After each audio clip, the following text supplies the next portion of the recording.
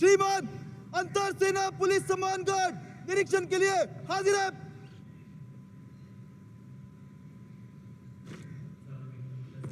Major Vikas Sangwan announcing that the guard is ready for inspection, requesting the Prime Minister to inspect the Guard of Honor. And when the inspection begins, the band position there will strike up a slow march.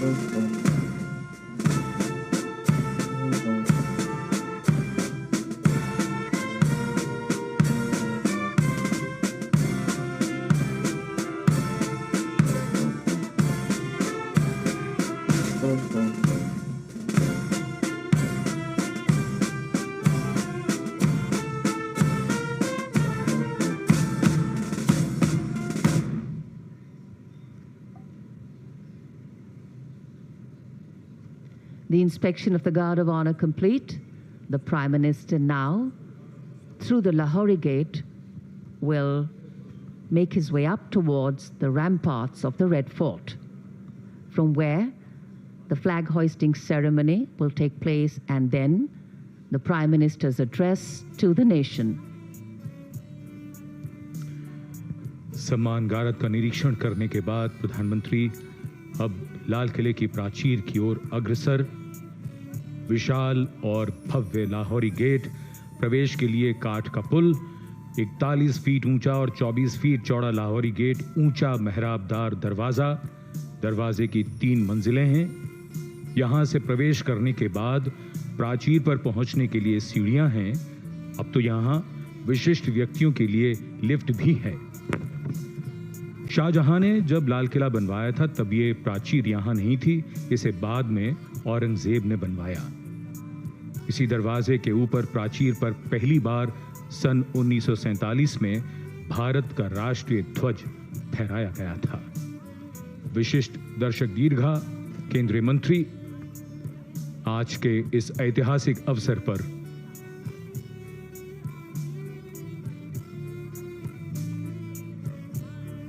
dignitaries in the VIP enclosures awaiting the arrival up to the ramparts of the Prime Minister.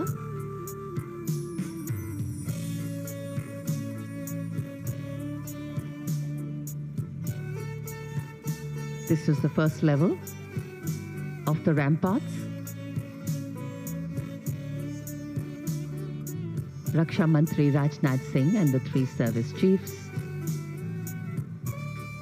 greeting the Prime Minister.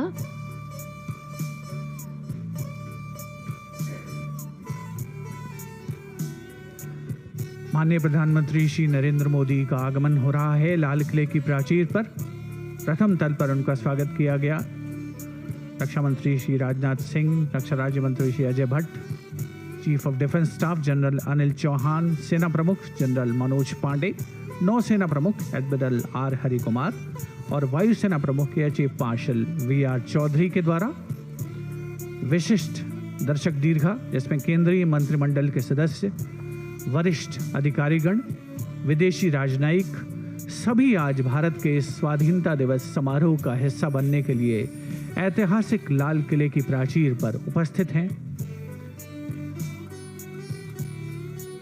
एक बहुत ही खास अवसर हर विशिष्ट व्यक्ति के लिए और हर उस आम नागरिक के लिए जो आज के इस स्वाधीनता दिवस समारोह का हिस्सा बन रहा है और अपने आप को गौरवान्वित महसूस कर रहा है।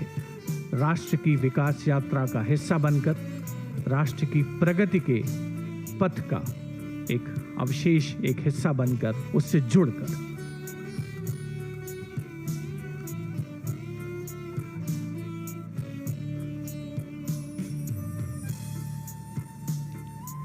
The people of a democracy, its engines, its driving force, a sampling of right from the ones with the power, the ones that empower, the governed and the governing, all present over here as India comes together to celebrate her 77th Independence Day with dignity, pride, respect, and gratitude.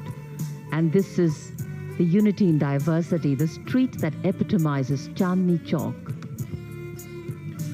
लाल किले के सामने सर्वधर्म समभाव की अनूठी तस्वीर। लाल किले के ठीक सामने बाईं ओर श्री दिगंबर जैन लाल मंदिर जी, जिसमें पक्षियों का चिकित्सालय भी है, उसी से लगा हुआ बराबर में उसके प्राचीन गौरी शंकर मंदिर। और ये दृश्य यहां सीधा चांदनी चौक की ओर विशिष्ट दर्शक दीर्घाएं और लाल किले के बिल्कुल बाईं ओर भोजला पहाड़ी पर जामा मस्जिद, आर्य समाज मंदिर, गुरुद्वारा शीशगंज। लाल किले से शुरू होकर चांदनी चौक जहां समाप्त होता है, वहां फतेहपुरी मस्जिद। ये पूरा इलाका संदेश देता है धार्मिक संभाव का, सद्भाव का, और कहता है कि मजहब नहीं सिखाता आपस में बैर रखना।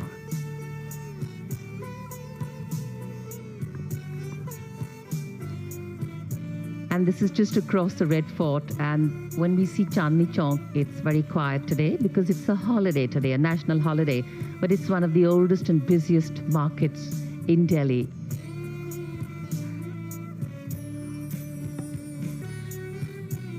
पिछले कुछ समय से इस समारोह में कुछ नए आयाम जोड़े गए हैं और आज जैसा कि हम सब जानते हैं, आज के समारोह से आज़ादी का अमृत महोत्सव संपन्न होगा और जैसे ही प्रधानमंत्री द्वारा राष्ट्रीय ध्वज फहराया जाएगा, भारतीय वायुसेना के 2 उन्नत हल्के हेलीकॉप्टर मार्क 3 ध्रुव यहां पुष्प वर्षा करते हुए उड़ान भरेंगे। पहले हेलीकॉप्टर में विंग कमांडर अंबर अग्रवाल और दूसरे में स्क्वाड्रन लीडर हिमांशु शर्मा होंगे।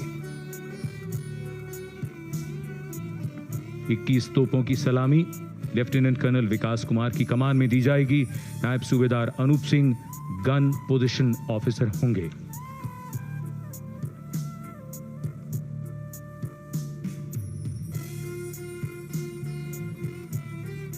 Foreign dignitaries, special invitees from the different embassies also here, regular presence. In fact, faces are also familiar for many of us who've been in India, the foreign dignitaries, so we see them, they come every year. ये गौरव गाथा है। I think India is celebrated today across the world for its uniqueness, for its tolerance and its diversity in so many ways. There is always a lot of strength in gentleness. There is a lot of strength in acceptance, and there is a lot of sense which one sees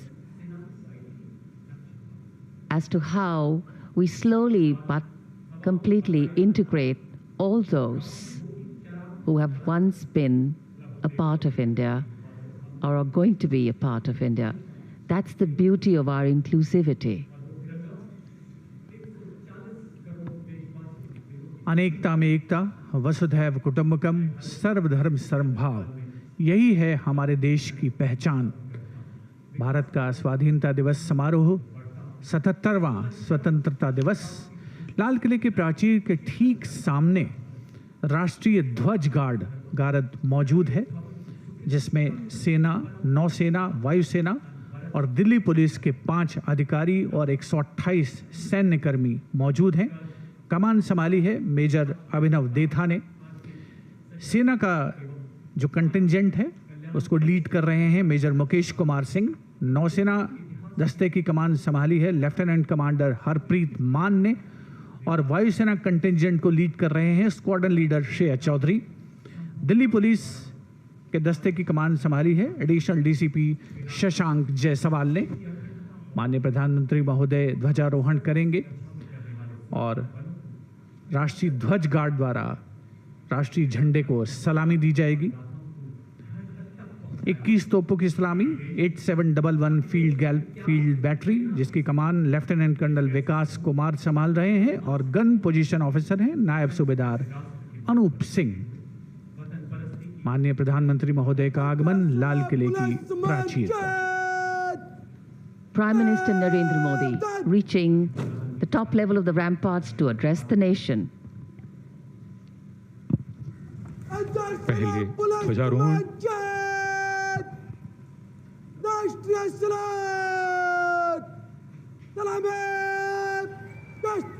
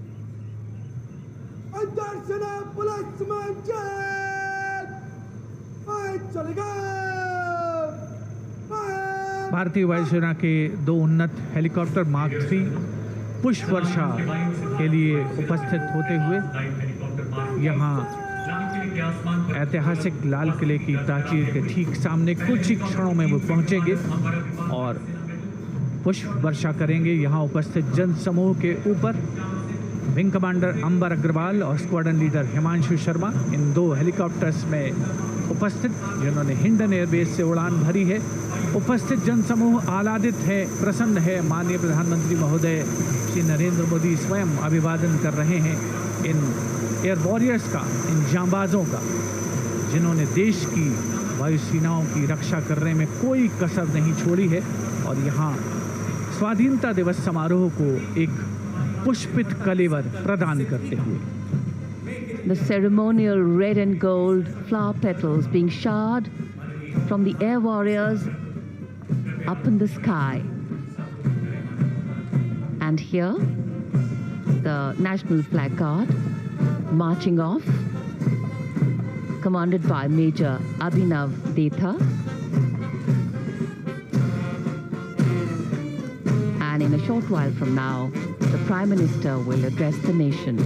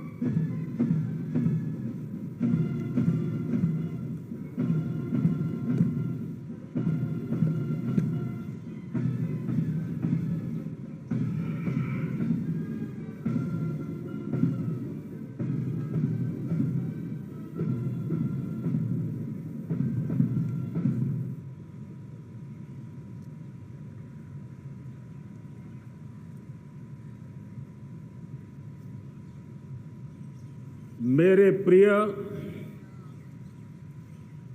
140 crore परिवारजन,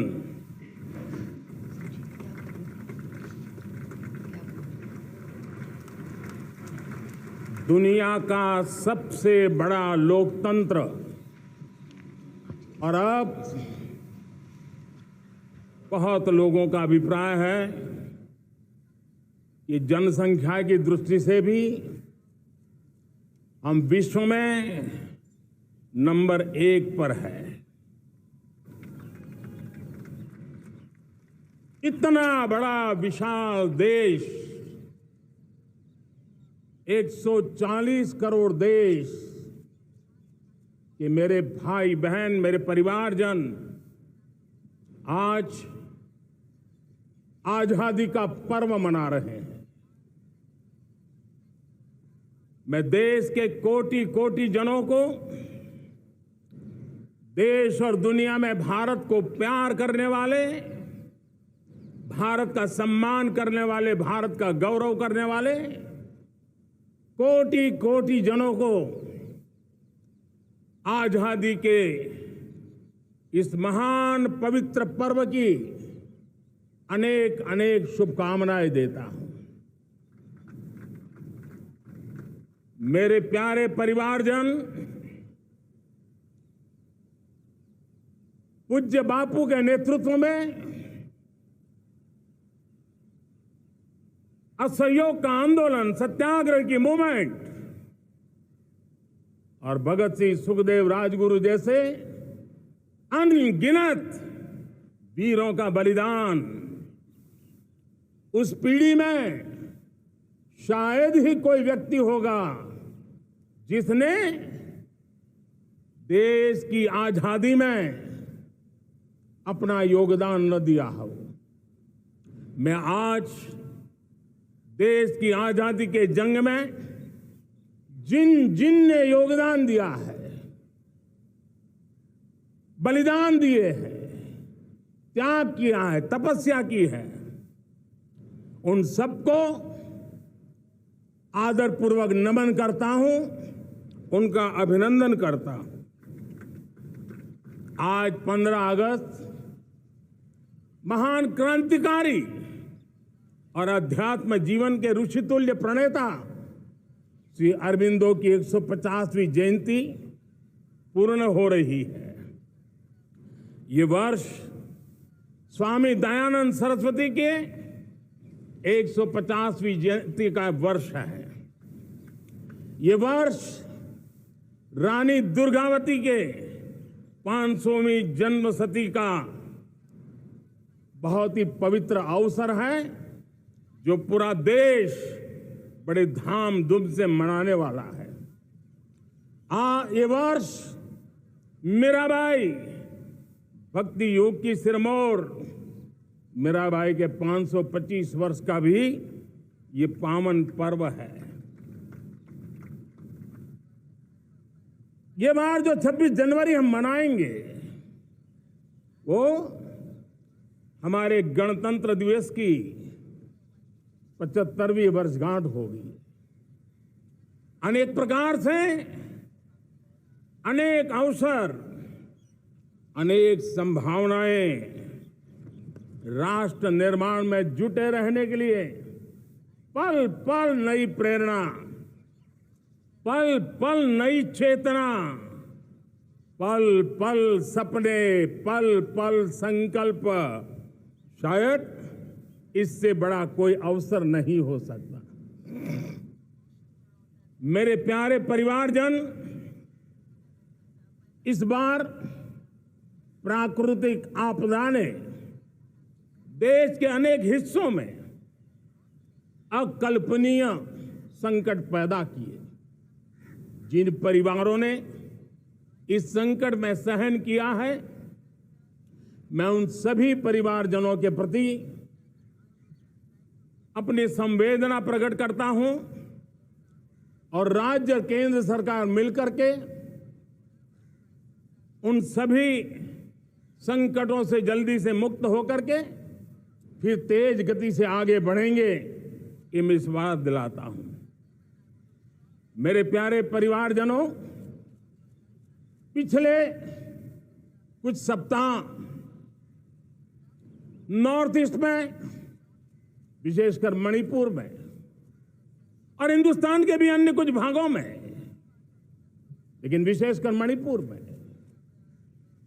जो हिंसा का दौर चला, कई लोगों को अपना जीवन खोना पड़ा। मां बेटियों के सम्मान के साथ खिलवाड़ हुआ। लेकिन कुछ दिनों से लगातार शांति की खबरें आ रही हैं। देश मणिपुर के लोगों के साथ है। देश मणिपुर के लोगों को पिछले कुछ दिनों से जो शांति बनाए रखी है, उस शांति के पर्व को आगे बढ़ाए और शांति से ही समाधान का रास्ता निकलेगा। और राज्य और केंद्र सरकार मिलकर के उन समस्याओं के समाधान के लिए भरपूर प्रयास कर रही है, करती रहेगी। मेरे प्यारे परिवारजनों, जब हम इतिहास की तरफ नजर करते हैं तो इतिहास में कुछ पल ऐसे आते हैं जो अपनी अमिट छाप छोड़ करके जाते हैं और उसका प्रभाव सदियों तक रहता है। और कभी कभी शुरुआत में वो बहुत छोटा लगता है, छोटी सी घटना लगती है, लेकिन वो अनेक समस्याओं की जड़ बन जाती है। हमें याद है 1000-1200 साल पहले इस देश पर आक्रमण हुआ। एक छोटे से राज्य के छोटे से राजा का पराजय हुआ, लेकिन तब पता तक नहीं था कि एक घटना भारत को 1000 साल की गुलामी में फंसा देगी। और हम गुलामी में जकड़ते गए, जो आया लूटता गया, जो जिसका मन चाहा हम पे आके सवार हो गया। कैसा विपरीत काल रहा होगा वो 1000 साल का। मेरे प्यारे परिवारजनों, घटना छोटी क्यों ना हो, लेकिन 1000 साल तक प्रभाव छोड़ के रही है। लेकिन मैं आज इस बात का जिक्र इसलिए करना चाहता हूं कि भारत के वीरों ने इस कालखंड में कोई भूभाग ऐसा नहीं था, कोई समय ऐसा नहीं था जब उन्होंने देश की आजादी के लौ को जलता न रखा हो, बलिदान की परंपरा न बनाई। मां भारती बेड़ियों से मुक्त होने के लिए उठ खड़ी हुई थी, जंजीरों को झकझोर रही थी। और देश की नारी शक्ति, देश की युवा शक्ति, देश के किसान, देश के गांव के लोग, मजदूर, कोई हिंदुस्तानी ऐसा नहीं था जो आजादी के सपने को लेकर के जीता न हो। आजादी को पाने के लिए मर मिटने के लिए तैयार होने वालों की एक बड़ी फौज तैयार हो गई थी। जेलों में जवानी खपाने वाले अनेक महापुरुष हमारे देश की आजादी को, गुलामी की बेड़ियों को तोड़ने के लिए लगे हुए थे। मेरे प्यारे परिवारजनों, जन चेतना को वो व्यापक रूप, त्याग और तपस्या का वो व्यापक रूप, जन जन के अंदर एक नए विश्वास जगाने वाला वो पल आखिरकार 1947 में देश आजाद हुआ। 1000 साल की गुलामी में संजोए हुए सपने देशवासी पूरे करते हुए देखे। साथियों, मैं 1000 साल पहले की बात इसलिए कह रहा हूं, मैं देख रहा हूं फिर एक बार देश के सामने एक मौका आया है। इस ऐसे कालखंड में हम जी रहे हैं, ऐसे कालखंड में हमने प्रवेश किया है, और यह हमारा सौभाग्य है कि भारत के ऐसे अमृत काल में, यह अमृत काल का पहला वर्ष है। या तो हम जवानी में जी रहे हैं या हम मां भारती की गोद में जन्म ले चुके हैं। और ये कालखंड, मेरे शब्द लिख करके रखिए मेरे प्यारे परिवारजनों, इस कालखंड में जो हम करेंगे, जो कदम उठाएंगे, जितना त्याग करेंगे, तपस्या करेंगे, सर्वजन हिताय सर्वजन सुखाय एक के बाद एक फैसले लेंगे। आने वाले 1000 साल का देश का स्वर्णिम इतिहास उससे अंकुरित होने वाला है। इस कालखंड में होने वाली घटनाएं आगामी 1000 साल के लिए इसका प्रभाव पैदा करने वाली है। गुलामी की मानसिकता से बाहर निकला हुआ देश पंच प्राण को समर्पित होकर के एक नए आत्मविश्वास के साथ आज आगे बढ़ रहा है। नए संकल्पों को सिद्ध करने के लिए वो जी जान से जुड़ रहा है। मेरी भारत माता जो कभी ऊर्जा का सामर्थ्य था लेकिन राख के ढेर में दबी पड़ी थी, वो भारत मां 140 करोड़ देशवासियों के पुरुषार्थ है। उनकी चेतना से, उनकी ऊर्जा से फिर एक बार जागृत हो चुकी है। मां भारती जागृत हो चुकी है और मैं साफ देख रहा हूं दोस्तों, यही कालखंड है। पिछले 9-10 साल हमने अनुभव किया है विश्व भर में भारत की चेतना के प्रति, भारत के सामर्थ्य प्रति एक नया आकर्षण, नया विश्वास, नई आशा पैदा हुई है। और ये प्रकाश पुंज जो भारत से उठा है वो विश्व को उसमें अपने लिए ज्योति नजर आ रही है। विश्व को एक नया विश्वास पैदा हो रहा है। हमारा सौभाग्य है कुछ ऐसी चीजें हमारे पास हैं जो हमारे पूर्वजों ने हमें विरासत में दी है और वर्तमान कालखंड ने गढ़ी है। आज हमारे पास डेमोग्राफी है, आज हमारे पास डेमोक्रेसी है, आज हमारे पास डाइवर्सिटी है। डेमोग्राफी, डेमोक्रेसी और डाइवर्सिटी की ये त्रिवेणी भारत के हर सपने को साकार करने का सामर्थ्य रखती है। आज पूरे विश्व में वहां देशों की उम्र ढल रही है, ढलाव पर है, तब भारत युवान की तरफ ऊर्जावान होकर के बढ़ रहा है। कितने बड़े गौरव का कालखंड है कि आज 30 साल की कम आयु की जनसंख्या दुनिया में सर्वाधिक कहीं है तो ये मेरे भारत मां की गोद में है, ये मेरे देश में है। और 30 साल से कम उम्र की नौजवान हो मेरे देश के पास हो, कोटि कोटि भुजाएं हो, कोटि कोटि मस्तिष्क हो, कोटि कोटि सपने, कोटि कोटि संकल्प हो, तो भाइयों बहनों, मेरे प्रिय परिवारजनों, हम इच्छित परिणाम प्राप्त करके रह सकते हैं।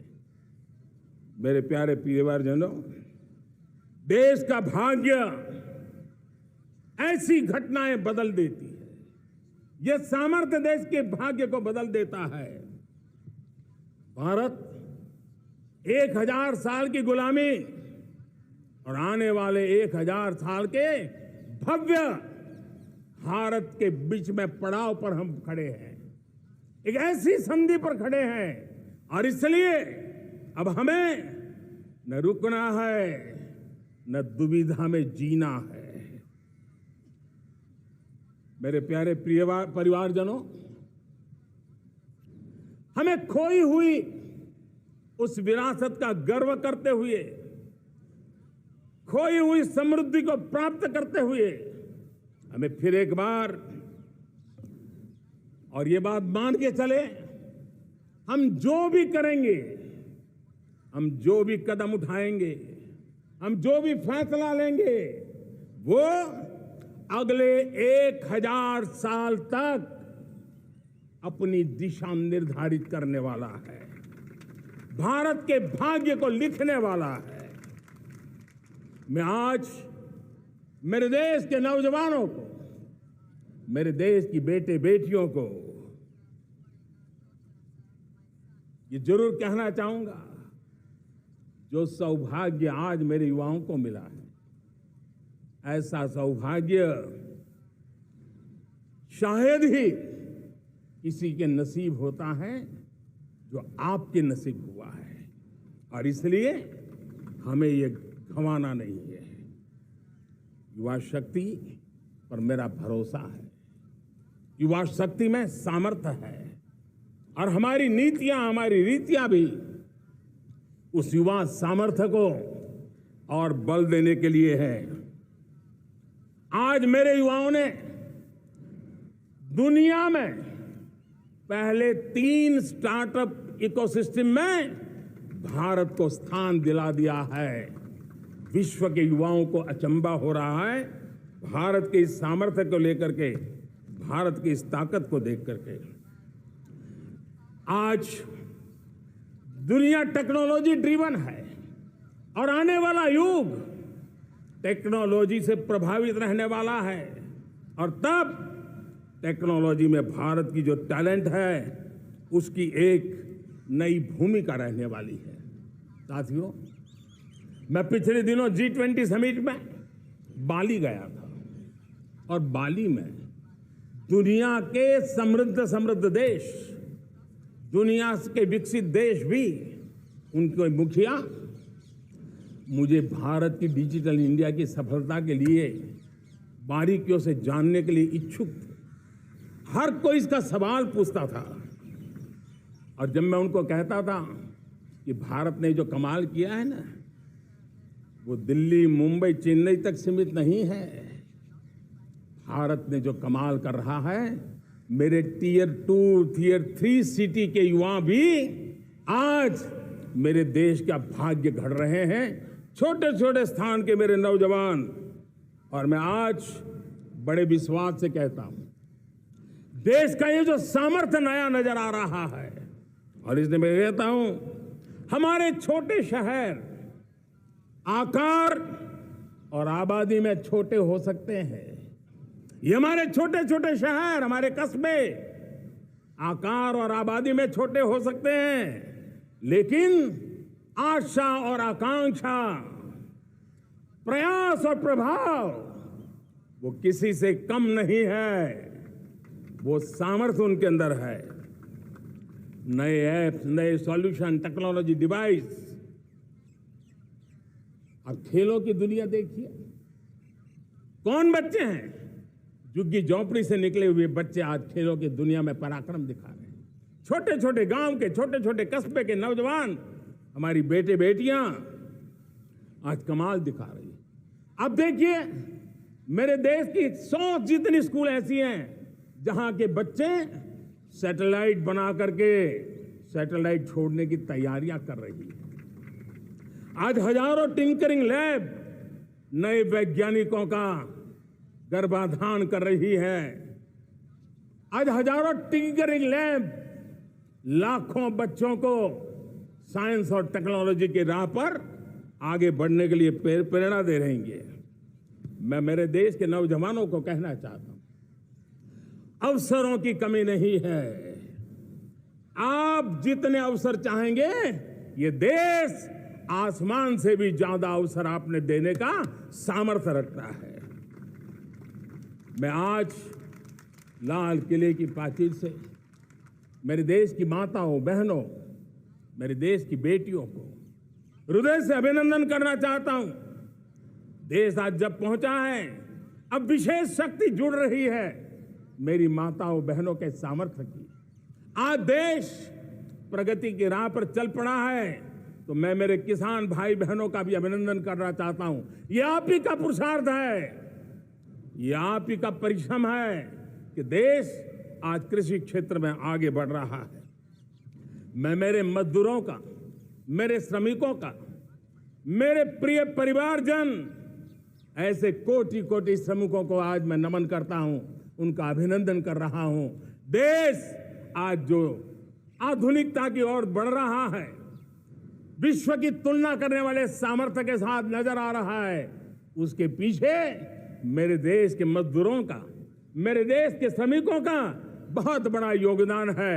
आज समय कहता है कि लाल किले की प्राचीर से मैं उनका अभिनंदन करूं, उनका अभिवादन करूं। और ये मेरे परिवारजन 140 करोड़ देशवासी, मेरे इन श्रमिकों का, रेहड़ी पटरी वालों का, फूल सब्जी बेचने वालों का हम सम्मान करते हैं। मेरे देश को आगे बढ़ाने में, मेरे देश को प्रगति की नई ऊंचाई पर ले जाने में प्रोफेशनल्स की बहुत बड़ी भूमिका है, बढ़ती रही है। चाहे साइंटिस्ट हो, चाहे इंजीनियर्स हो, डॉक्टर्स हो, नर्सिस हो, शिक्षक हो, आचार्य हो, यूनिवर्सिटीज हो, गुरुकुल हो, हर कोई मां भारती का भविष्य उज्जवल बनाने के लिए अपनी पूरी ताकत से लगा हुआ है। मेरे प्यारे परिवारजनों,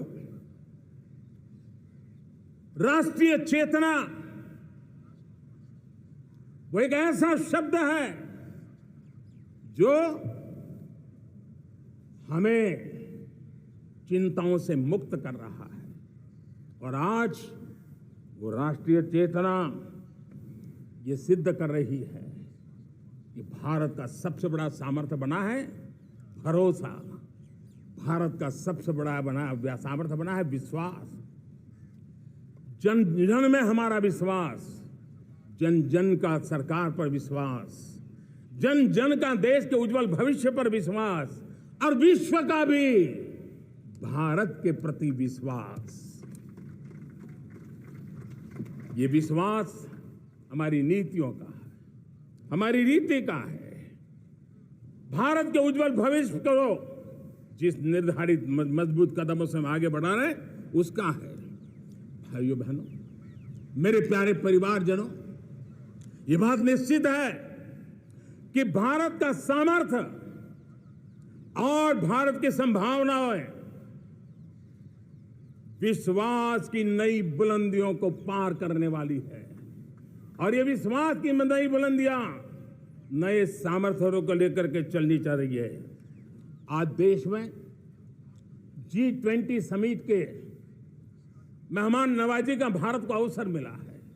अब पिछले एक साल से हिंदुस्तान के हर कोने में जिस प्रकार से G20 के अनेक ऐसे आयोजन हुए, अनेक कार्यक्रम हुए हैं, उसने देश के सामान्य मानवी के सामर्थ्य को विश्व को परिचित करा दिया है, भारत की विविधता का परिचय कराया है, भारत की डायवर्सिटी को दुनिया अचंभे से देख रही है और उसके कारण भारत के तरफ आकर्षण बढ़ा है, भारत को जानने की, समझने की इच्छा जगी है। उसी प्रकार से आप देखिए एक्सपोर्ट, आज भारत का एक्सपोर्ट के तेजी से बढ़ रहा है। और मैं कहना चाहता हूं, दुनिया के एक्सपर्ट्स इन सारे मानदंडों के आधार पर कह रहे हैं कि अब भारत रुकने वाला नहीं है। दुनिया की कोई भी रेटिंग एजेंसी होगी वो भारत का गौरव कर रही है।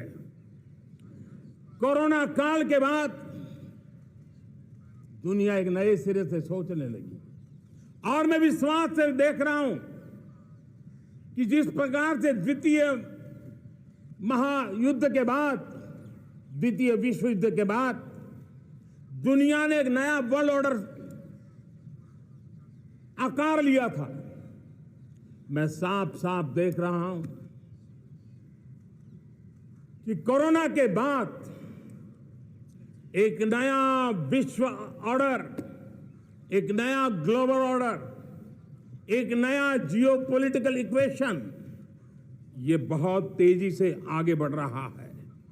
जियोपॉलिटिकल इक्वेशन की सारे व्याख्याएं बदल रही है, परिभाषाएं बदल रही है।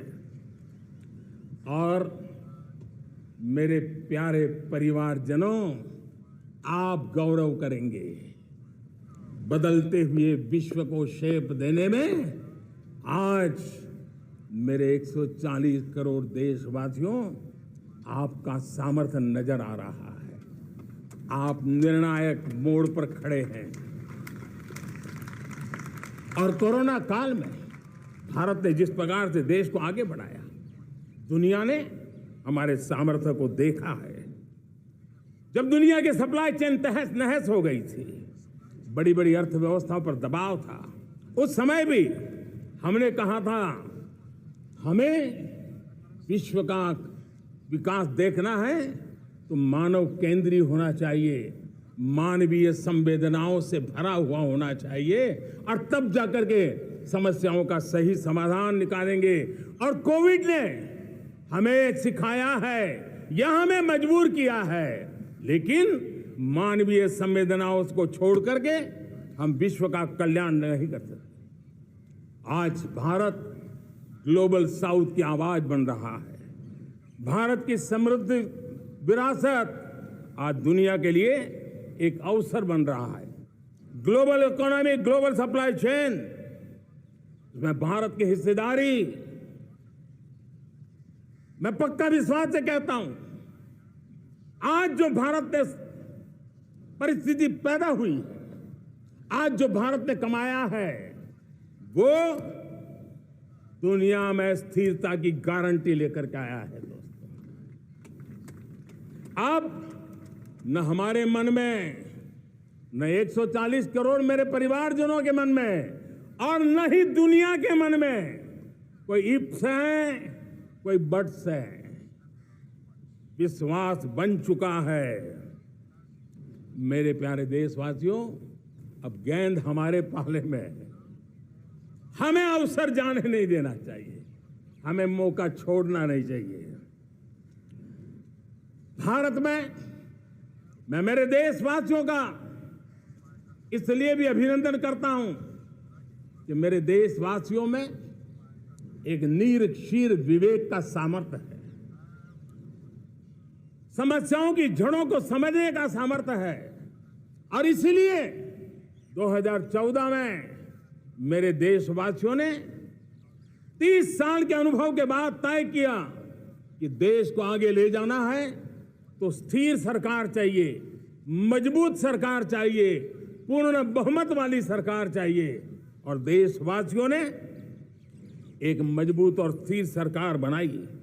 और 3 दशकों के जो अनिश्चितता का कालखंड था, जो अस्थिरता का कालखंड था, जो राजनीतिक मजबूरियों से देश जकड़ा हुआ था, उससे मुक्ति बनी। मेरे प्यारे परिवारजनों, देश के पास आज एक ऐसी सरकार है, वो सर्वजन हिताय सर्वजन सुखाय, देश के संतुलित विकास के लिए समय का पल पल और जनता की पाई पाई, जनता की भलाई के लिए लगा रही है। और मेरी सरकार, मेरे देशवासियों का मन एक बात से जुड़ा हुआ है। हमारे हर निर्णय, हमारे हर दिशा, उसका एक ही मानदंड है, नेशन फर्स्ट, राष्ट्र प्रथम। और राष्ट्र प्रथम यही दूरगामी परिणाम, सकारात्मक परिणाम पैदा करने वाला है। देश में बड़े स्तर पर काम हो रहा है। और लेकिन मैं कहना चाहूंगा, 2014 में आपने एक मजबूत सरकार बनाई, और मैं कहता हूं 2014 में और 2019 में आपने एक सरकार फॉर्म की, तो मोदी में रिफॉर्म करने की हिम्मत आई। आपने ऐसी सरकार फॉर्म की कि मोदी को रिफॉर्म की हिम्मत आई। और जब मोदी ने एक के बाद एक रिफॉर्म किए, तो मेरे ब्यूरोक्रेसी के लोग, मेरे लाखों हाथ पैर जो हिंदुस्तान के कोने कोने में सरकार के हिस्से के रूप में काम कर रहे हैं, उन्होंने ब्यूरोक्रेसी ने ट्रांसफॉर्म करने के लिए, परफॉर्म करने की जिम्मेवारी बखूबी निभाई। और उन्होंने परफॉर्म करके दिखाया, और जनता जनार्दन जुड़ गई, तो वो ट्रांसफॉर्म होता भी नजर आ रहा है। और इसलिए रिफॉर्म, परफॉर्म, ट्रांसफॉर्म, ये कालखंड अब भारत के भविष्य को गढ़ रहा है। और हमारी सोच देश की उस ताकतों को बढ़ावा देने पर है जो आने वाले 1000 साल की नींव को मजबूत करने वाले। दुनिया को युवा शक्ति की जरूरत है, युवा स्किल की जरूरत है। हमने अलग स्किल मिनिस्ट्री बनाई, वो भारत की आवश्यकताओं को तो पूरी करेगी, वो दुनिया की आवश्यकताओं को पूरा करने का भी सामर्थ्य रखेगी। हमने जल शक्ति मंत्रालय बनाया। मंत्रालय की बनाने की रचना को भी अगर कोई एनालिसिस करेगा ना, तो इस सरकार के मन मस्तिष्क को बड़े अच्छे ढंग से आप समझ पाएंगे। हमने जल शक्ति मंत्रालय बनाया। ये जल शक्ति मंत्रालय हमारे देश के एक एक देशवासियों को पीने का शुद्ध पानी पहुंचे, पर्यावरण की रक्षा के लिए पानी के प्रति संवेदनशील व्यवस्थाएं विकसित हो, उस पर हम बल रहे हैं। हमारे देश में कोरोना के बाद दुनिया देख रही है होलिस्टिक हेल्थ केयर, ये समय की मांग है। हमने अलग आयुष मंत्रालय बनाया और योग और आयुष आज दुनिया में अपना परचम लहरा रहे हैं। हमने दुनिया को हमारे कमिटमेंट के कारण विश्व का हमारे प्रति ध्यान गया है। अगर हम ही हमारे इस सामर्थ्य को नकार देंगे तो फिर दुनिया कैसे स्वीकार करेगी। लेकिन जब मंत्रालय बना तो दुनिया को भी उसका मूल्य समझने आया। मत्स्य पालन, हमारा इतना बड़ा समुद्री तट, हमारे कोटि कोटि मछुआरे भाई बहन, उनका कल्याण भी हमारे दिलों में है। और इसलिए हमने अलग से मत्स्य पालन को लेकर के, पशुपालन को लेकर के, डेयरी को लेकर के अलग मंत्रालय की रचना की, ताकि समाज के जिस वर्ग के लोग पीछे रह गए उनको हम साथ लें। देश में सरकारी अर्थव्यवस्था के हिस्से होते हैं, लेकिन समाज की अर्थव्यवस्था का एक बड़ा हिस्सा है कोऑपरेटिव मूवमेंट। उसको बल देने के लिए, उसको आधुनिकता लाने के लिए और देश के कोने कोने में लोकतंत्र की एक सबसे बड़ी इकाई को मजबूत करने के लिए हमने अलग कोऑपरेटिव मंत्रालय बनाया। और वो हमारी सहकारी संस्थाएं उसका जाल बिछा रहा है, ताकि गरीब से गरीब की वहां सुनवाई हो, उसकी आवश्यकताओं की पूर्ति हो, और वो भी राष्ट्र के विकास की योगदान में एक छोटी इकाई का हिस्सा बनकर के उसमें वो योगदान दे रखें। हमने सहकार से समृद्धि का रास्ता अपनाया है। मेरे प्यारे परिवारजनों, जब हम लोग 14 में आए थे तो हम वैश्विक अर्थव्यवस्था में 10वें नंबर पर थे, और आज 140 करोड़ देशवासियों का पुरुषार्थ रंग लाया है कि हम विश्व की अर्थव्यवस्था में 5वें नंबर पर पहुंच चुके हैं। और ये ऐसे ही नहीं हुआ है। जो एक भ्रष्टाचार का राक्षस देश को दबोचे हुए थे, लाखों करोड़ के घोटाले अर्थव्यवस्था को डावाडोल कर रहे थे, गवर्नेंस फ्रेजाइल फाइल में देश की पहचान होने लगी थी, लीकेजेस को हमने बंद किया, मजबूत अर्थव्यवस्था बनाई, हमने गरीब कल्याण के लिए ज्यादा से ज्यादा धन खर्चने का प्रयास किया। और आज मैं देशवासियों को बताना चाहता हूं कि जब देश आर्थिक रूप से समृद्ध होता है तो सिर्फ तिजोरी नहीं भरती है, देश का सामर्थ्य बढ़ता है, देशवासियों का सामर्थ्य बढ़ता है। और तिजोरी का पाई पाई अगर ईमानदारी से जनता जनार्दन के लिए खर्च करने का संकल्प लेने वाली सरकार हो तो परिणाम कैसा आता है। मैं 10 साल का हिसाब तिरंगे की साक्षी में लाल किले की प्राचीर से मेरे देशवासियों को दे रहा हूं। आंकड़े देख करके आपको लगेगा इतना बड़ा बदलाव, इतना बड़ा सामर्थ्य। 10 साल पहले राज्यों को 30 लाख करोड़ रुपए भारत सरकार की तरफ से जाते थे। पिछले 9 साल में यह आंकड़ा 100 लाख करोड़ पर पहुंचा है। पहले स्थानीय निकाय के विकास के लिए भारत सरकार के खजाने से 70,000 करोड़ रुपया जाता था, आज वो 3 लाख करोड़ से भी ज्यादा जा रहा है। पहले गरीबों के घर बनाने के लिए 90,000 करोड़ रुपया खर्च होता था, आज वो 4 गुना होकर के 4 लाख करोड़ से भी ज्यादा खर्च गरीबों के घर बनाने के लिए हो रहा है। पहले गरीबों को यूरिया सस्ता मिले, जो यूरिया की बैग दुनिया के कुछ बाजारों में 3000 में बिकती है, वो यूरिया की बैग मेरे किसानों को 300 में मिले। और इसलिए देश की सरकार 10 लाख करोड़ रुपया मेरे किसानों की यूरिया में सब्सिडी दे रहा है। मुद्रा योजना 20 लाख करोड़ रुपए, उससे भी ज्यादा मेरे देश के नौजवानों को स्वरोजगार के लिए, अपने व्यवसाय के लिए, अपने कारोबार के लिए दिए हैं। 8 करोड़ लोगों ने नया कारोबार शुरू किया है। और 8 करोड़ लोगों ने कारोबार शुरू किया है तो नहीं, हर कारोबारी ने एक या दो लोगों को रोजगार दिया है। 8 से 10 करोड़ नए लोगों को रोजगार देने का सामर्थ्य ये मुद्रा योजना से लाभ लेने वाले 8 करोड़ नागरिकों का रहा है।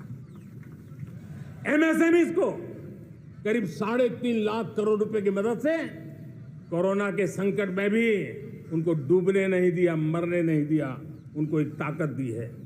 1 रैंक 1 पेंशन मेरे देश के सेना के जवानों का एक सम्मान का विषय था। 70,000 करोड़ रुपया भारत की तिजोरी से आज पहुंचा है, मेरे निवृत्त सेना के नायकों के जेब में, उनके परिवार में पहुंचा है। सभी कैटेगरी में, मैंने तो कुछ ही गिनाए, मैं ज्यादा समय लेना नहीं चाहता। हर कैटेगरी में पहले की तुलना में अनेक गुना धन देश के विकास के लिए, कोने कोने में रोजगार पैदा करने के लिए, पाई पाई का उपयोग भारत का भाग्य बदलने के लिए हो, और इसलिए हमने काम किया है। और मेरे प्यारे प्रियजनों, इतना ही नहीं, हमने इन सारे प्रयासों का परिणाम है कि आज 5 साल के मेरे एक कार्यकाल में, 5 साल के कार्यकाल में, 5 साल में 13.5 करोड़ मेरे गरीब भाई बहन गरीबी की जंजीरों को तोड़ करके नियो मिडिल क्लास के रूप में बाहर आए हैं। जीवन का इससे बड़ा कोई संतोष नहीं होता। मेरे प्यारे प्रिय परिवारजनों, और जब 13.5 करोड़ लोग गरीबी की इस मुसीबतों से बाहर निकलते हैं, तो कैसी कैसी योजनाएं उनको मदद दी है। उनको आवास योजना का लाभ मिलना, पीएम स्वनिधि से 50,000 करोड़ रुपया रेहड़ी पटरी वालों तक पहुंचाया है। आने वाले दिनों में, आने वाली विश्वकर्मा जयंती पर एक कार्यक्रम हम लागू करेंगे।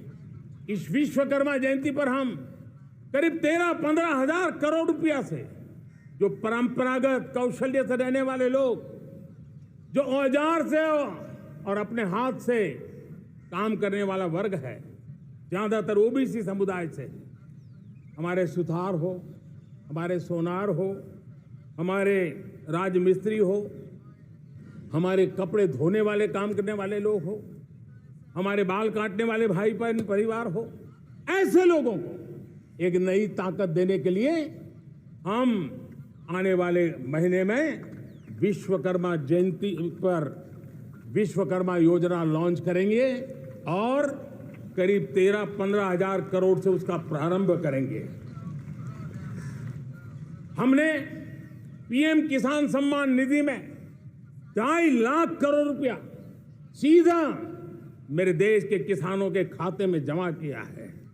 हमने जल जीवन मिशन, हर घर में शुद्ध पानी पहुंचे, 2 लाख करोड़ रुपया खर्च किया है। हमने आयुष्मान भारत योजना, ताकि गरीब को बीमारी के कारण अस्पताल जाने से जो मुसीबत होती है उसको मुक्ति दिलाना, उसको दवाई मिले, उसका उपचार हो, ऑपरेशन हो, अच्छे से अच्छी हॉस्पिटल में हो। आयुष्मान भारत योजना के तहत 70,000 करोड़ रुपए हमने लगाए हैं। पशुधन, देश ने कोरोना वैक्सीन की बात तो देश को याद है, 40,000 करोड़ रुपए लगाए, वो तो याद है। लेकिन आपको जानकर के खुशी होगी, हमने पशुधन को बचाने के लिए करीब 15,000 करोड़ रुपया पशुधन के टीकाकरण के लिए लगाया है। मेरे प्यारे देशवासियों, मेरे प्यारे परिवारजनों, जन औषधि केंद्रों ने देश के सीनियर सिटीजन्स को, देश के मध्यम वर्गीय परिवार को एक नई ताकत दी है। जिस संयुक्त परिवार में अगर किसी को एक डायबिटीज जैसा हो जाए, 2-3 हजार रुपया दवाई का बिल स्वाभाविक हो जाता है। हमने जन औषधि केंद्र से जो दवाई बाजार में 100 रुपये में मिलती है, वो 10 रुपया, 15 रुपया, 20 रुपये में दी। और आज देश में 1000 जन औषधि केंद्रों से मेरे इन बीमारी में जिनको दवाई की जरूरत थी, ऐसे लोगों के करीब 20,000 करोड़ रुपया उनके जेब में बचा है। और ये ज्यादातर मध्यम वर्ग के परिवार के लोग हैं। लेकिन आज उसकी सफलता को देखते हुए मैं देशवासियों को कहना चाहता हूं, जैसे हम एक विश्वकर्मा योजना लेकर के समाज के उस वर्ग को छूने वाले हैं, अब देश में 10,000 जन औषधि केंद्र से हम 25,000 जन औषधि केंद्र का लक्ष्य लेकर के आने वाले दिनों में काम करने वाले हैं। मेरे प्यारे परिवारजनों, जब देश में गरीबी कम होती है तो देश की मध्यम वर्ग की ताकत बहुत बढ़ती है। और अगर दुनिया में, और मैं आपको विश्वास दिलाता हूं, आने वाले 5 साल में मोदी का गारंटी है, देश पहले 3 वैश्विक इकोनॉमी में अपना जगह ले लेगा। ये पक्का जगह ले लेगा। आज जो 13.5 करोड़ गरीबी से बाहर आए हुए लोग हैं, वो एक प्रकार से मध्यम वर्ग की ताकत बन जाते हैं। जब गरीब की खरीद शक्ति बढ़ती है तो मध्यम वर्ग की व्यापार शक्ति बढ़ती है। जब गांव की खरीद शक्ति बढ़ती है तब कस्बे और शहर की आर्थिक व्यवस्था और तेज गति से दौड़ती है। और यही इंटरकनेक्टेड हमारा अर्थ चक्र होता है। हम उसको बल लेकर के आगे चलना चाहते हैं। मेरे प्यारे परिवारजनों, शहर के अंदर जो कमजोर लोग रहते हैं, बिना घर को मुसीबत रहती है, मध्यम वर्ग के परिवार अपना खुद का घर का सपना देख रहे हैं, हम उसके लिए भी आने वाले कुछ सालों के लिए एक योजना लेकर के आ रहे हैं। और जिसमें ऐसे मेरे परिवारजन जो शहरों में अपना घर, शहरों में रहते हैं लेकिन किराए के मकान पे रहते हैं, झुग्गी झोपड़ी में रहते हैं, चाल में रहते हैं, अनऑथराइज्ड कॉलोनीज में रहते हैं, ऐसे मेरे परिवारजन अगर अपना मकान बनाना चाहते हैं तो बैंक से जो लोन मिलेगा उसके ब्याज के अंदर राहत दे करके लाखों रुपयों की मदद करने का हमने निर्णय किया है। मेरे मध्यम वर्ग के परिवार को जब 2 लाख से 7 लाख इनकम टैक्स की सीमा बढ़ जाती है तो सबसे बड़ा लाभ सैलरी क्लास को होता है, मेरे मध्यम वर्ग को होता है। इंटरनेट का डेटा बहुत महंगा था 2014 के पहले, आज दुनिया का सबसे सस्ता इंटरनेट का डेटा का खर्चा हो रहा है। हर परिवार के पैसे बच रहे हैं। मेरे प्यारे परिवारजनों, विश्व कोरोना के बाद अभी तक उभर नहीं पाया है। युद्ध ने फिर एक नई मुसीबत पैदा की है। आज दुनिया महंगाई के संकट से जूझ रही है। पूरी दुनिया की अर्थव्यवस्था को महंगाई ने दबोच के रखा है। हम भी दुनिया से जिन सामान की जरूरत होती है लाते हैं, तो हमें सामान तो इंपोर्ट करते हैं, हमारा दुर्भाग्य है कि हमें महंगाई भी इंपोर्ट करनी पड़ती है, क्योंकि पूरी दुनिया को महंगाई ने जकड़ के रखा है। लेकिन मेरे प्यारे परिवारजनों, भारत ने महंगाई को नियंत्रित रखने के लिए भरसक प्रयास किए हैं। पिछले कालखंड की तुलना में हमें कुछ सफलता भी मिली है, लेकिन इतने से संतोष नहीं मान सकते। दुनिया से हमारी चीजें अच्छी हैं, इतने बात से हम सोच नहीं सकते। मुझे तो मेरे देशवासियों को महंगाई की बोझ कम से कम हो, इस दिशा में और भी कदम उठाने हैं और हम उस कदम को उठा के रहेंगे। मेरा प्रयास निरंतर जारी रहेगा। मेरे प्यारे परिवारजनों, आज देश अनेक क्षमताओं को लेकर के आगे बढ़ रहा है। देश आधुनिकता की तरफ आगे बढ़ने के लिए काम कर रहा है। आज देश रिन्यूएबल एनर्जी पे काम कर रहा है। आज देश ग्रीन हाइड्रोजन पे काम कर रहा है। देश की स्पेस पे क्षमता बढ़ रही है, तो देश की डीप सी मिशन में भी सफलता के साथ आगे चल रहा है। देश में रेल आधुनिक हो रही है, तो वंदे भारत बुलेट ट्रेन भी आज देश के अंदर काम कर रही है। गांव-गांव पक्की सड़कें बन रही है, तो इलेक्ट्रिक बसें, मेट्रो की रचना भी आज देश में हो रहे हैं। आज गांव-गांव तक इंटरनेट पहुंच रहा है, तो क्वांटम कंप्यूटर के लिए भी देश तय कर रहता है। नैनो यूरिया, नैनो डीएपी, उस पर काम हो रहा है, तो दूसरी तरफ जैविक खेती पर भी हम बल दे रहे हैं। आज किसान उत्पादक संघ एफपीओ का निर्माण हो रहा है, तो हम सेमीकंडक्टर का भी निर्माण करने के लिए चाह रहे हैं। हम दिव्यांग जनों के लिए एक सुगम भारत के निर्माण के लिए काम करते हैं, तो हम पैरालंपिक में भी हिंदुस्तान का तिरंगा झंडा गाड़ने के लिए मेरे दिव्यांग जनों को सामर्थ्यवान बना रहे हैं। हम खिलाड़ियों को स्पेशल ट्रेनिंग दे रहे हैं।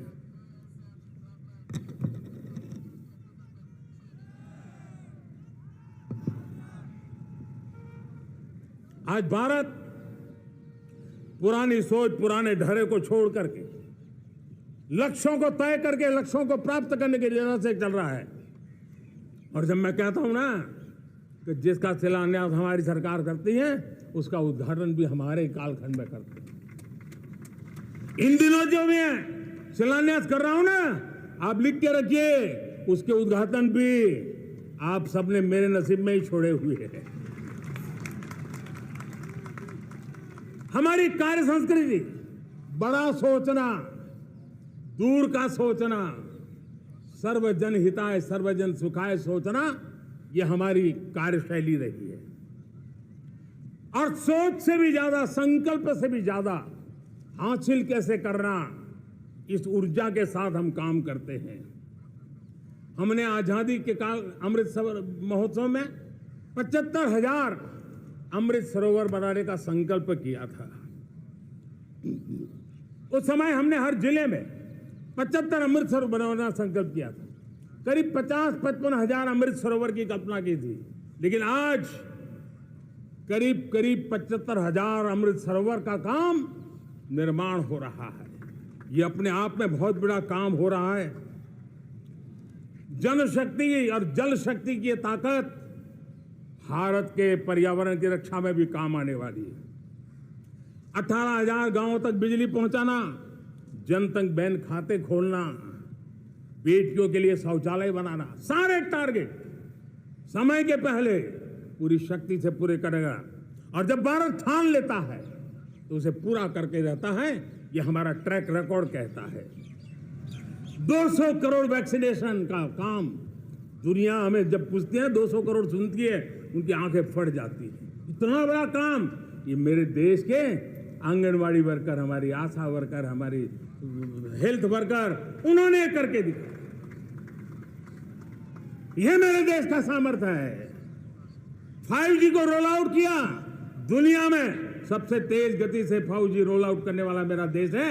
700 से अधिक जिलों तक हम पहुंच चुके हैं और अब 6G की भी तैयारी कर रहे हैं। हमने टास्क फोर्स बना दिया है। रिन्यूएबल एनर्जी, हम टारगेट से पहले चले हैं। हमने रिन्यूएबल एनर्जी 2030 का जो टारगेट तय किया था, 21-22 में इसको पूरा कर दिया। हमने इथेनॉल में 20% ब्लेंडिंग की बात कही थी, वो भी हमने समय से 5 साल पहले पूरा कर दिया। हमने $500 बिलियन के एक्सपोर्ट की बात की थी, वो भी समय के पहले $500 बिलियन से ज्यादा कर दिया। हमने तय किया, जो हमारे देश में 25 साल से चर्चा हो रही थी कि देश में नई संसद बने, पार्लियामेंट का कोई सत्र ऐसा नहीं था नई संसद के। ये मोदी है, समय के पहले नई संसद बना करके रख दिया। मेरे प्यारे भाई बहनों, ये काम करने वाली सरकार है, निर्धारित लक्ष्यों को पार करने वाली सरकार है। ये नया भारत है, ये आत्मविश्वास से भरा हुआ भारत है। ये संकल्पों को चरितार्थ करने के लिए जी जान से जुटा हुआ भारत है। और इसलिए ये भारत न रुकता है, ये भारत न थकता है, ये भारत न हाँफता है और न ही ये भारत हारता है। और इसलिए मेरे प्यारे परिवारजनों, आर्थिक शक्ति बढ़ी है तो हमारी सामरिक शक्ति को भी एक नई ताकत मिली है। हमारी सीमाएं पहले से अधिक सुरक्षित हुई है और मेरे सीमा पर बैठे हुए मेरे जवान जो देश की सीमाओं की रक्षा कर रहे हैं और मेरे देश की आंतरिक सुरक्षा के संभालने वाले यूनिफॉर्म फोर्सेस, मैं आजादी के इस पावन पर्व पर उनको भी अनेक अनेक बधाई देते हुए मेरी बात को आगे बढ़ाता हूं। सेना का अधिकरण हो, हमारी सेना युवा बने, हमारी सेना बैटल के लिए रेडी, युद्ध योग्य बने, इसलिए निरंतर रिफॉर्म का काम आज हमारी सेना में हो रहा है। मेरे प्यारे परिवारजनों, आए दिन हम लोग सुना करते थे, यहां बम धमाका हुआ, वहां बम धमाका हुआ, हर जगह पे लिखा हुआ रहता था कि इस बैग को मत छूना, अनाउंसमेंट होते रहते थे। आज देश सुरक्षा की अनुभूति कर रहा है और जब सुरक्षा होती है, शांति होती है, तो प्रगति के नए अरमान हम पूरे कर सकते हैं। उसको लिए सीरियल बम धमाके का जमाना बीती हुई बात हो गई है। निर्दोषों के जो मौत होते थे तो बीते हुए कल की बात हो गई है। आज देश में आतंकी हमलों में भारी कमी आई है। नक्सल प्रभावित क्षेत्रों में भी बहुत बड़ा बदलाव आया है, बहुत बड़ा परिवर्तन का एक वातावरण बना है। मेरे प्यारे परिवारजनों, प्रगति की हर चीज में, लेकिन जब 2047 हम एक विकसित भारत का सपना लेकर के चल रहे हैं तब, और वो सपना नहीं, 140 करोड़ देशवासियों का संकल्प है और उस संकल्प को सिद्ध करने के लिए परिश्रम की पराकाष्ठा भी है। और उसकी सबसे बड़ी ताकत होती है वो राष्ट्रीय चरित्र होता है। दुनिया में जिन जिन देशों ने प्रगति की है, दुनिया में जो जो देश संकटों से वो पार करके निकले हैं, उसमें हर चीज के साथ साथ एक महत्वपूर्ण कैटलिक एजेंट रहा है, वो राष्ट्रीय चरित्र रहा है। और हमें राष्ट्रीय चरित्र के लिए और बल देते हुए हमें आगे बढ़ना होगा। हमारा देश, हमारा राष्ट्रीय चरित्र ओजस्वी हो, तेजस्वी हो, पुरुषार्थी हो, पराक्रमी हो, प्रखर हो, ये हम सबका सामूहिक दायित्व है। और आने वाले 25 साल हम एक ही मंत्र को लेकर चले, ये हमारे राष्ट्रीय चरित्र के सिरमौर होना चाहिए। एकता का संदेश, भारत की एकता को जीना, भारत की एकता को आंच आए, न ऐसी मेरी भाषा होगी, न ऐसा मेरा कोई कदम होगा। हर पल देश को जोड़ने का प्रयास मेरी तरफ से भी होता रहेगा। भारत की एकता हमें सामर्थ्य देती है।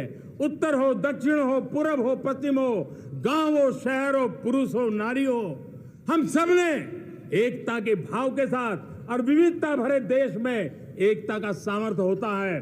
और दूसरी महत्व की बात मैं देख रहा हूं, अगर 2047 में हमें हमारे देश को विकसित भारत के रूप में देखना है तो हमें श्रेष्ठ भारत के मंत्र को जीना होगा, हमें चरितार्थ करना होगा। अब हमारे प्रोडक्शन में, मैंने 2014 में कहा था जीरो डिफेक्ट, जीरो इफेक्ट। दुनिया के किसी भी टेबल पर मेक इन इंडिया चीज हो तो दुनिया को विश्वास होना चाहिए, इससे बेहतर दुनिया में कुछ नहीं हो सकता है। ये अल्टीमेट होगा। हमारी हर चीज, हमारी सर्विसेज होगी तो श्रेष्ठ होगी, हमारे शब्द की ताकत होगी तो श्रेष्ठ होगी, हमारी संस्थाएं होगी तो श्रेष्ठ होगी, हमारी निर्णय प्रक्रियाएं होगी तो श्रेष्ठ होगी। ये श्रेष्ठता का भाव लेकर के हमें चलना होगा। तीसरी बात है, देश में आगे बढ़ाने के लिए एक अतिरिक्त शक्ति का सामर्थ्य भारत को आगे ले जाने वाला है, और वो है विमेन लेड डेवलपमेंट। आज भारत गर्व से कह सकता है कि दुनिया में नागरिक उड्डयन में अगर किसी एक देश में सबसे ज्यादा विमेन पायलट हैं तो मेरे देश में है। आज चंद्रयान की गति हो, मून मिशन की बात हो, मेरी विमेन साइंटिस्ट उसका नेतृत्व कर रहे हैं। आज विमेन सेल्फ हेल्प ग्रुप हो, मेरी 2 करोड़ लखपति दीदी का लक्ष्य लेकर के आज विमेन सेल्फ हेल्प ग्रुप पे हम काम कर रहे हैं। हम हमारी नारी शक्ति के सामर्थ्य को बढ़ावा देते हुए विमेन लेड डेवलपमेंट के, और जब G20 में मैंने विमेन लेड डेवलपमेंट के विषय को आगे बढ़ाया है तो पूरा G20 समूह इसके महत्व को स्वीकार कर रहा है और उसके महत्व को स्वीकार कर करके वो उसको बहुत बल दे रहे हैं। उसी प्रकार से भारत विविधताओं से भरा देश है। असंतुलित विकास के हम शिकार रहे हैं। मेरा पराया का के कारण हमारे देश के कुछ हिस्से उसके शिकार रहे हैं। अब हमें रीजनल एस्पिरेशंस को, संतुलित विकास को बल देना है और रीजनल एस्पिरेशंस को लेकर के उस भावना को हमें सम्मान देते हुए, जैसे हमारी भारत माँ का कोई, हमारा शरीर का कोई अंग अगर अविकसित रहे तो हमारा शरीर विकसित नहीं माना जाएगा। हमारा शरीर का कोई अंग दुर्बल रहे तो हमारा शरीर स्वस्थ नहीं माना जाएगा। वैसे ही मेरी भारत माता, उसका कोई एक भूभाग भी, समाज का कोई तबका भी अगर दुर्बल रहे तो मेरी भारत माता समर्थ है, स्वस्थ है, ऐसा बैठ करके हम नहीं बैठ सकते। और इसलिए रीजनल एस्पिरेशंस को हमने एड्रेस करने की आवश्यकता है और इसलिए हम समाज का सर्वांगीण विकास हो, सर्वस्पर्शी विकास हो, भूभाग के हर क्षेत्र को उसकी अपनी ताकत को खिलने का अवसर मिले, उस दिशा में आगे बढ़ना चाहते हैं। मेरे प्यारे परिवारजनों, भारत एक मदर ऑफ डेमोक्रेसी है। भारत मॉडल ऑफ डाइवर्सिटी भी है। भाषाएं अनेक हैं, बोलियां अनेक हैं, परिधान अनेक हैं, विविधताएं बहुत है। हमने उन सारे लोगों को, सारों को आधार पर आगे बढ़ना है। मेरे प्यारे परिवारजनों, देश के जब मैं एकता की बात करता हूं तब अगर घटना मणिपुर में होती है तो पीड़ा महाराष्ट्र में होती है, अगर बाढ़ आसाम में आती है तो बेचैन केरला हो जाता है। हिंदुस्तान के किसी भी हिस्से में कुछ भी हो, हम एक अंगांगी भाव की अनुभूति करते हैं।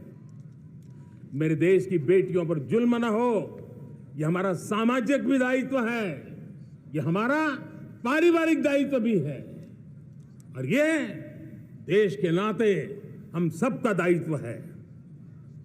आज जब अफगानिस्तान से गुरु ग्रंथ साहब के स्वरूप को लाते हैं तो पूरा देश गौरव की अनुभूति करता है।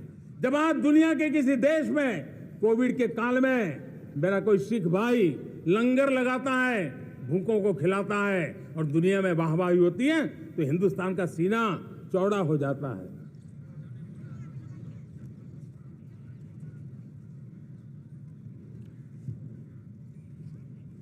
मेरे प्यारे परिवारजनों, हमारे लिए जब नारी सम्मान की बात करते हैं, मुझे अभी एक देश में दौरा कर रहा था तो वहां एक बहुत ही सीनियर मिनिस्टर, उसने मुझे एक सवाल पूछा। उसने कहा, आपके यहाँ बेटियां साइंस और इंजीनियरिंग के विषयों की पढ़ाई करती हैं क्या? उसमें क्या था? मैंने उनको कहा, आज मेरे देश में लड़कों से ज्यादा बेटियां आज स्टेम यानी साइंस, टेक्नोलॉजी, इंजीनियरिंग और मैथ्स, अधिकतम भाग मेरी बेटियां ले रही। तो उनके लिए अचरज था। ये सामर्थ्य आज हमारे देश का देख रहा है। मेरे प्यारे परिवारजनों, आज 10 करोड़ महिलाएं विमेन सेल्फ हेल्प में जुड़ी हुई है और विमेन सेल्फ हेल्प ग्रुप के साथ आप गांव में जाएंगे तो आपको बैंक वाली दीदी मिलेगी, आपको आंगनवाड़ी वाली दीदी मिलेगी, आपको दवाई देने वाली दीदी मिलेगी और अब मेरा सपना है 2 करोड़ लखपति दीदी बनाने का। गांव में 2 करोड़ लखपति दिलाना, और इसके लिए एक नया अभिगम भेजा। साइंस और टेक्नोलॉजी, हमारे गांव की महिलाओं का भी सामर्थ्य देखता हूं मैं, और इसलिए हम एक नई योजना सोच रहे हैं कि हमारे एग्रीकल्चर सेक्टर में टेक्नोलॉजी आए, एग्री टेक को बल मिले। इसलिए विमेन सेल्फ हेल्प ग्रुप की बहनों को हम ट्रेनिंग देंगे, ड्रोन चलाने की, ड्रोन रिपेयरिंग की हम ट्रेनिंग देंगे, और हजारों ऐसे विमेन सेल्फ हेल्प ग्रुप को भारत सरकार ड्रोन देगी, ट्रेनिंग देगी, और हमारे एग्रीकल्चर के काम में ड्रोन की सेवाएं उपलब्ध हो। इसके लिए हम शुरुआत करेंगे। प्रारंभ हम 15,000 विमेन सेल्फ हेल्प ग्रुप के द्वारा ये ड्रोन की उड़ान का हम आरंभ कर रहे हैं। मुझे विश्वास है कि इसके कारण हमारे परिवारजनों का, मेरे प्यारे परिवारजनों, आज देश आधुनिकता की तरफ बढ़ रहा है। हाईवे हो, रेलवे हो, एयरवे हो, हाईवेज हो, इंफॉर्मेशन वेज, वाटरवेज हो, कोई क्षेत्र ऐसा नहीं है जिस क्षेत्र को आगे बढ़ाने की दिशा में आज देश काम न करता हो। पिछले 9 वर्ष में तटीय क्षेत्रों में हमने, आदिवासी क्षेत्र में, हमारे पहाड़ी क्षेत्र में विकास को बहुत बढ़ दिया है। हमने पर्वतमाला, भारतमाला ऐसी योजनाओं के द्वारा समाज के उस वर्ग को हमने बल दिया है। हमने गैस की पाइपलाइन से हमारे पूर्वी भारत को जोड़ने का काम किया है। हमने अस्पतालों की संख्या बढ़ाई है, हमने डॉक्टर की सीटें बढ़ाई है ताकि हमारे बच्चे डॉक्टर बनने का सपना पूरा कर सके। हमने मातृभाषा में पढ़ाने पर बल दिया है, अब मातृभाषा में वो पढ़ाई कर सके उस दिशा में। और मैं भारत के सुप्रीम कोर्ट का भी धन्यवाद करता हूं कि भारत की सुप्रीम कोर्ट ने कहा है कि आप जो जजमेंट देंगे उसका जो ऑपरेटिव पार्ट होगा वो जो अदालत में आया है उसकी भाषा में उसको उपलब्ध होगा। मातृभाषा का महात्म्य आज बढ़ रहा है। मेरे प्यारे भाई परिवारजनों, आज तक हमारे देश के जो बॉर्डर विलेज हैं, हमने वाइब्रेंट बॉर्डर विलेज का एक कार्यक्रम शुरू किया है। और वाइब्रेंट बॉर्डर विलेज, अब तक इसके लिए कहा जाता था देश के आखिरी गांव। हमने उस पूरी सोच को बदला है, वो देश का आखिरी गांव नहीं है। सीमा पर जो नजर आ रहा है वो मेरे देश का पहला गांव है। अगर सूरज उगता है पूरब में तो उस तरफ के गांव में पहली सूरज की किरण आती है। अगर सूरज ढलता है तो इस तरफ के गांव में आखिरी किरण उसका लाभ मिलता है। ये मेरे पहले गांव है और मुझे खुशी है कि आज मेरे इस कार्यक्रम के विशेष मेहमान, ये जो पहले गांव है, सीमावर्ती गांव है, उसके 600 प्रधान आज इस लाल किले की प्राचीर के इस महत्वपूर्ण कार्यक्रम का हिस्सा बनने के लिए आए। पहली बार वो इतनी दूर तक आए हैं, नए संकल्प और सामर्थ्य के साथ जुड़ने के लिए आया है। मेरे प्यारे परिवारजनों, हमने संतुलित विकास के लिए एस्पिरेशनल डिस्ट्रिक्ट, एस्पिरेशनल ब्लॉक की कल्पना की और आज उसके सुखद परिणाम मिल रहे हैं।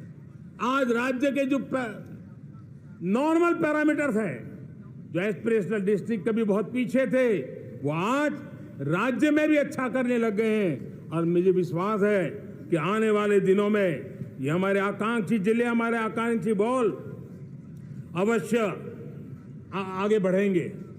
जैसे मैंने कहा था, भारत का चरित्र की चर्चा कर रहा था, तो मैंने पहला कहा था भारत की एकता, दूसरा कहा था भारत श्रेष्ठता की तरफ बल दें, तीसरा कहा था विमेन लेड डेवलपमेंट की मैंने बात कही थी।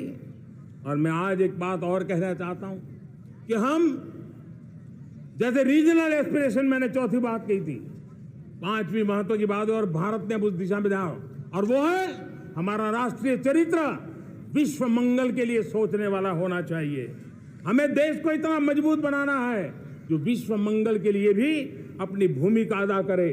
और आज कोरोना के बाद मैं देख रहा हूं जिस प्रकार से संकट की घड़ी में देश ने दुनिया की मदद की, उसका परिणाम है कि आज दुनिया में हमारा देश एक विश्व मित्र के रूप में, विश्व का अटूट साथी के रूप में आज मेरे देश की पहचान बनी है। हमें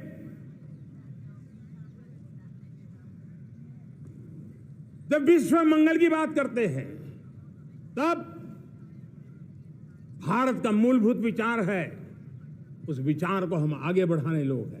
और मुझे खुशी है कि आज अमेरिकी संसद के भी कई चुने हुए गणमान्य प्रतिनिधि भी आज हमारे 15 अगस्त के इस अवसर में हमारे बीच में मौजूद है।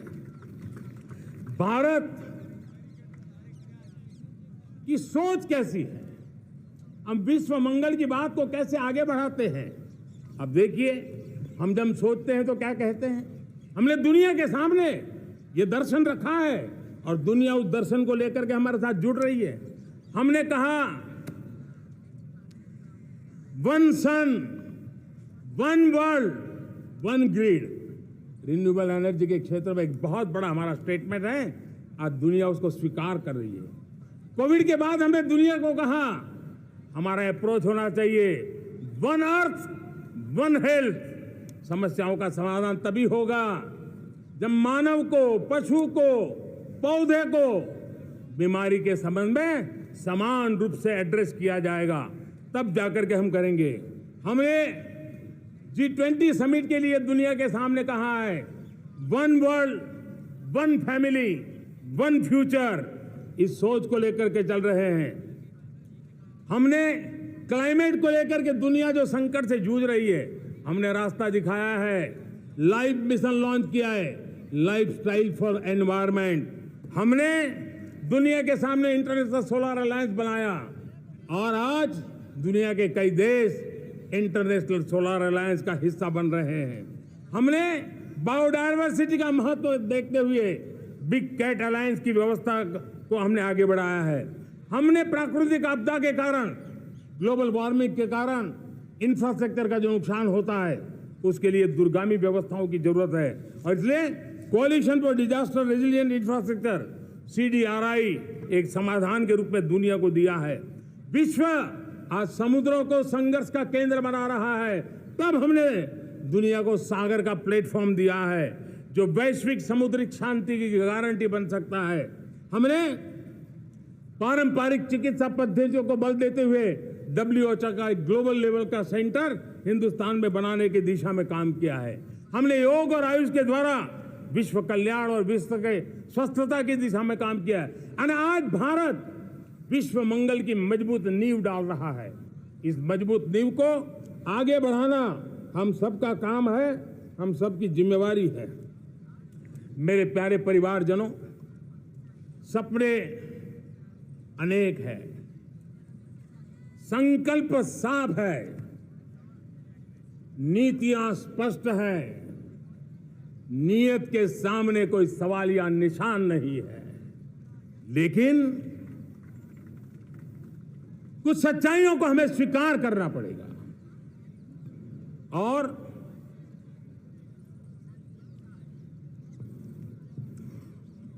उसके समाधान के लिए मेरे प्रिय परिवारजनों, मैं आज लाल किले से आपकी मदद मांगने आया हूं। मैं लाल किले से आपके आशीर्वाद मांगने आया हूं, क्योंकि पिछले सालों मैंने देश को जो समझा है, देश की आवश्यकताओं को जो मैंने परखा है, और अनुभव के आधार पर मैं कह रहा हूं कि आज गंभीरतापूर्वक उन चीजों को हमें लेना होगा। आजादी के अमृतकाल में 2047 में जब देश आजादी के 100 साल मनाएगा, उस समय दुनिया में भारत का तिरंगा झंडा विकसित भारत का तिरंगा झंडा होना चाहिए।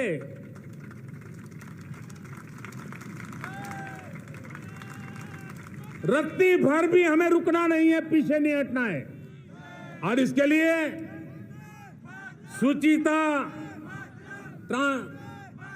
पारदर्शिता और निष्पक्षता, ये पहली मजबूती की जरूरत है।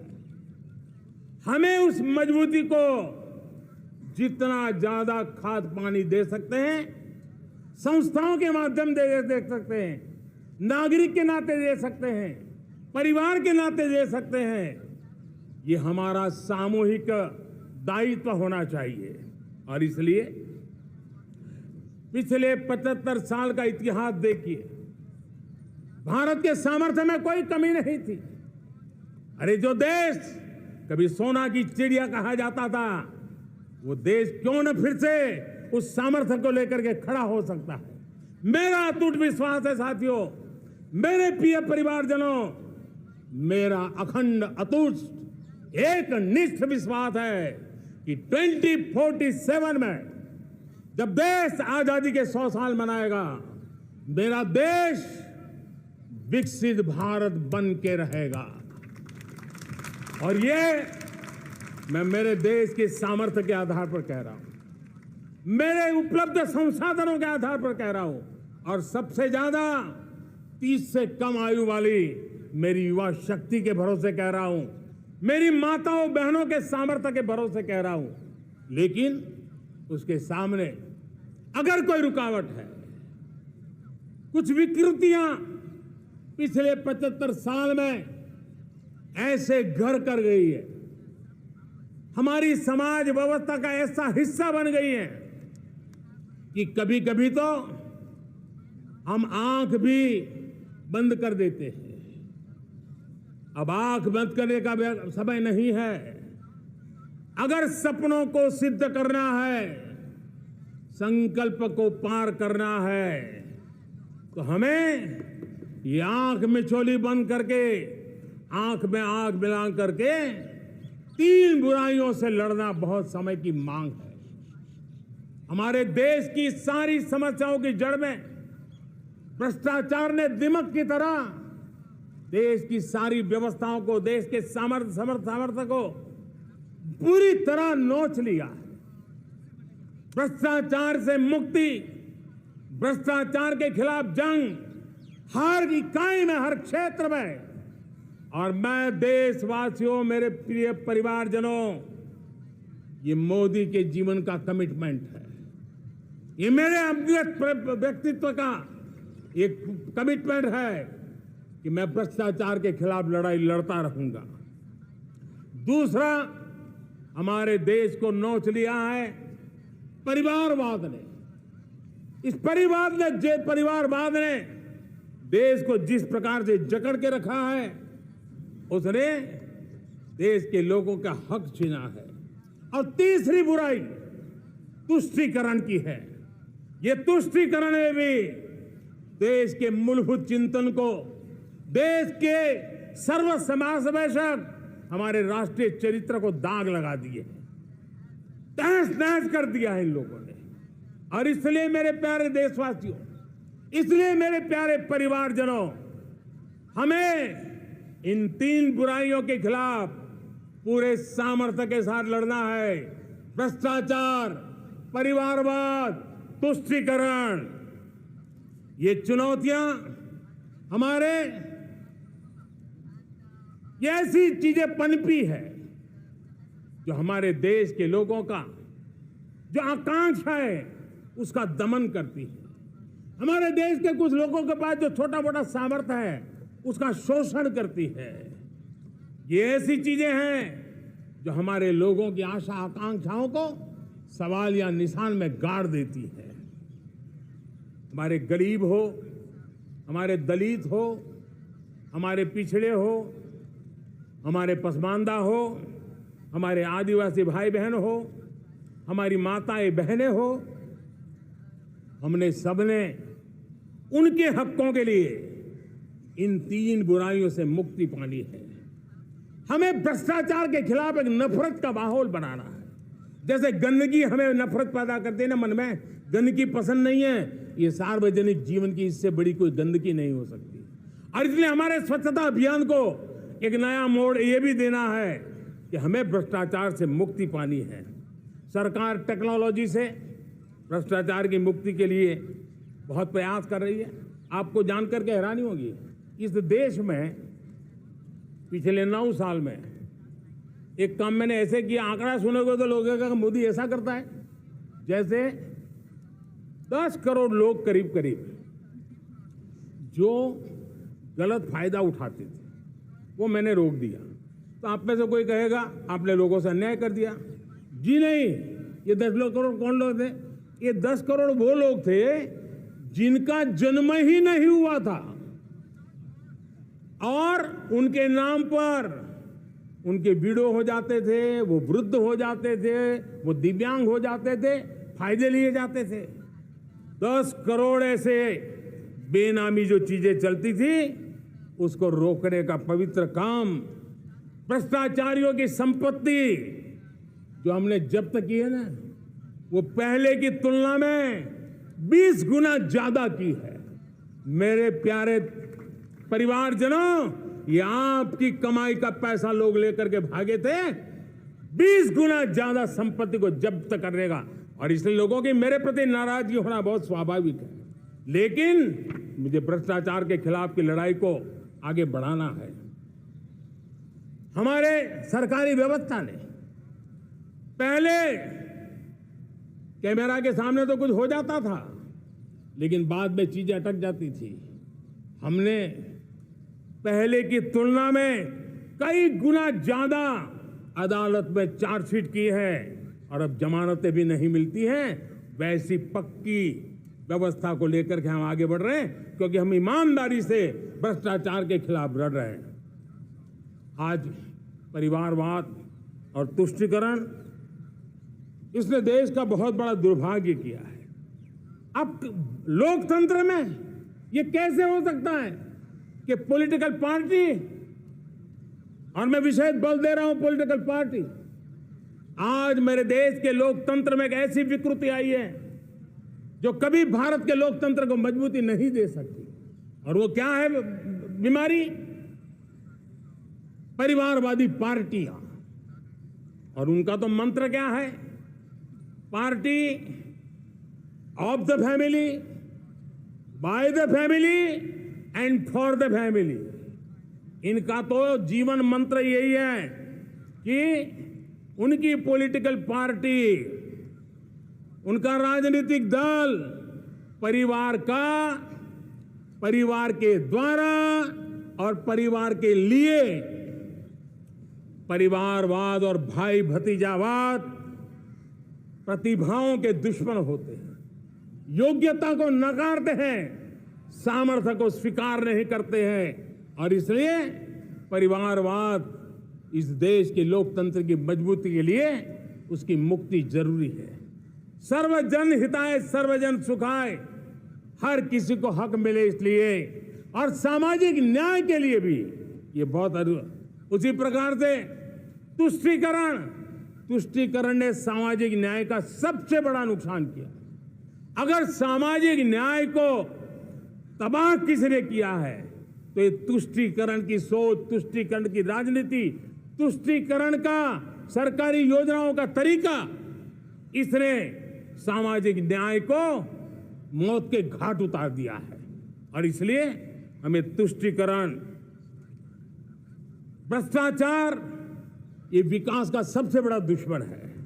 अगर देश विकास चाहता है, देश 2047 विकसित भारत का सपना का साकार करना चाहता है, तो हमारे लिए आवश्यक है कि हम किसी भी हालत में देश में भ्रष्टाचार को सहन नहीं करेंगे।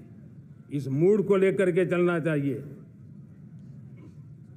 मेरे प्यारे परिवारजनों, हम सबका एक बहुत बड़ा महत्वपूर्ण दायित्व है।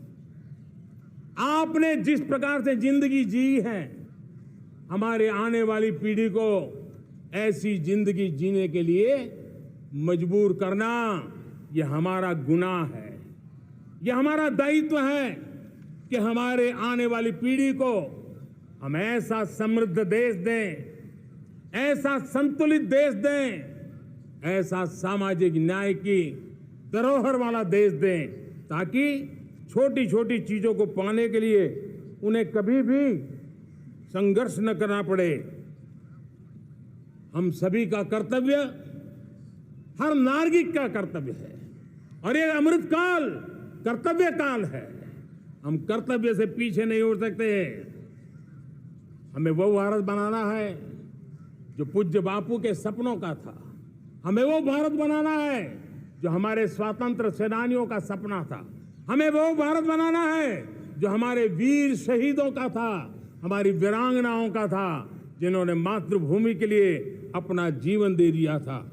मेरे प्यारे परिवारजनों, मैं जब 2014 में आपके पास आया था, तब 2014 में मैं परिवर्तन का वादा लेकर के आया था। 2014 में मैंने आपको वादा किया था मैं परिवर्तन लाऊंगा, और 140 करोड़ मेरे परिवारजन, आपने मुझ पे भरोसा किया और मैंने विश्वास पूरा करने की कोशिश की। रिफॉर्म, परफॉर्म, ट्रांसफॉर्म,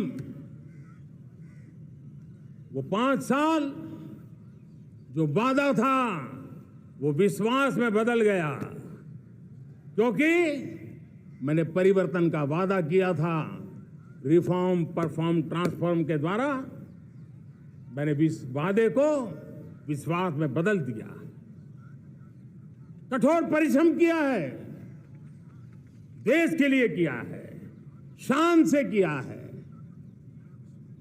सिर्फ और सिर्फ नेशन फर्स्ट, राष्ट्र सर्वोपरि, इस भाव से किया है। 2019 में परफॉर्मेंस के आधार पर आप सबने मुझे फिर से आशीर्वाद दिया। परिवर्तन का वादा मुझे यहां ले आया, परफॉर्मेंस मुझे दोबारा ले आया, और आने वाले 5 साल अभूतपूर्व विकास के हैं। 2047 के सपने को साकार करने का सबसे बड़ा स्वर्णिम पल आने वाले 5 साल है। और अगली बार 15 अगस्त को इसी लाल किले से मैं आपको देश की उपलब्धियां, आपके सामर्थ्य, आपके संकल्प, उसमें हुई प्रगति, उसकी जो सफलता है, उसके गौरवगान, उससे भी अधिक आत्मविश्वास के सामने, आपके सामने मैं प्रस्तुत करूंगा। मेरे प्यारे प्रियजनों, मेरे परिवारजनों, मैं आप में से आता हूं, मैं आपके बीच से निकला हूं, मैं आपके लिए जीता हूं।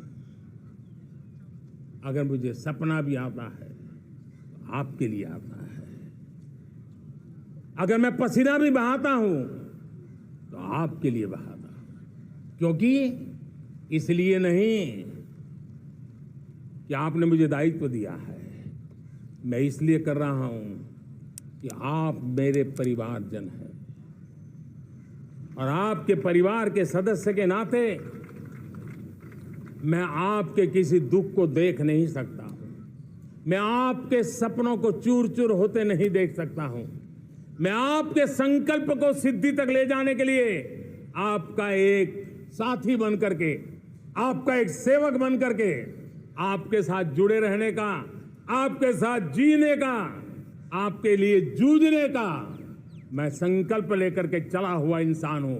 और मुझे विश्वास है हमारे पूर्वजों ने आजादी के लिए जो जंग लड़ा था, जो सपने देखे थे, वो सपने हमारे साथ है।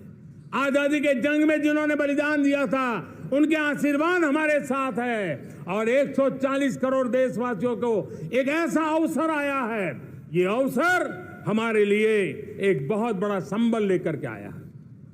और इसलिए मेरे प्यारे प्रियजनों, आज जब मैं अमृत काल में आपके साथ बात कर रहा हूं, ये अमृत काल का पहला वर्ष है। ये अमृतकाल के पहले वर्ष पर जब मैं आपसे बात कर रहा हूं तो मैं आपको पूरे विश्वास से कहना चाहता हूं, चलता चलाता काल चक्र, चलता चलाता काल चक्र, अमृत काल का भाल चक्र, चलता चलाता काल चक्र, अमृत काल का भाल चक्र, सबके सपने, सबके सपने अपने सपने, सबके सपने अपने सपने, पनपे सपने सारे, सबके सपने अपने सपने, पनपे सपने सारे,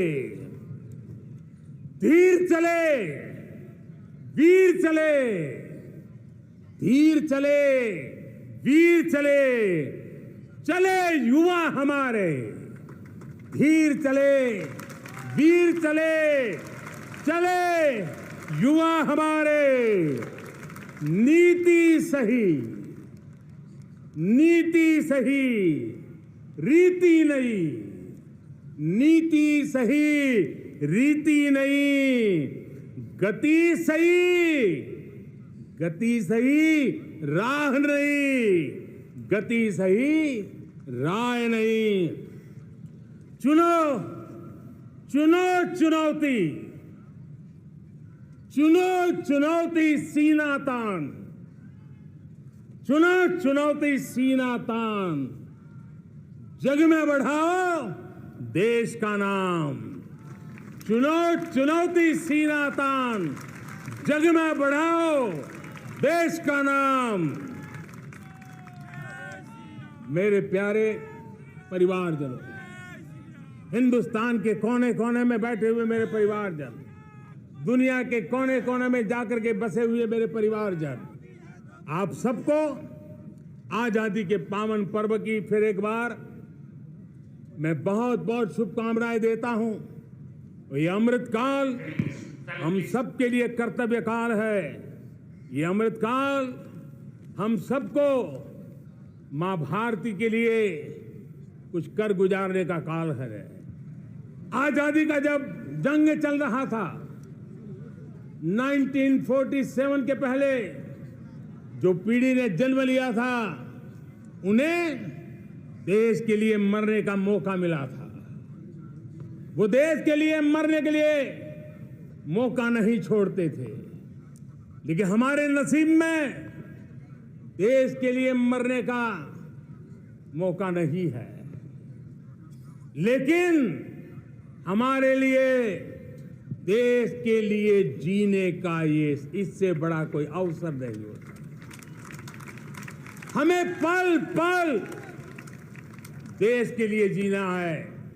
इसी संकल्प के साथ इस अमृत काल में 140 करोड़ देशवासियों के सपने संकल्प भी बनाने हैं। 140 करोड़ देशवासियों के संकल्प को सिद्धि में भी परिवर्तित करना है। और 2047 का जब तिरंगा झंडा फहरेगा तो विश्व एक विकसित भारत का गुणगान करता होगा। इसी विश्वास के साथ, इसी संकल्प के साथ मैं आप सबको अनेक अनेक शुभकामनाएं देता हूं, बहुत बहुत बधाई देता हूं।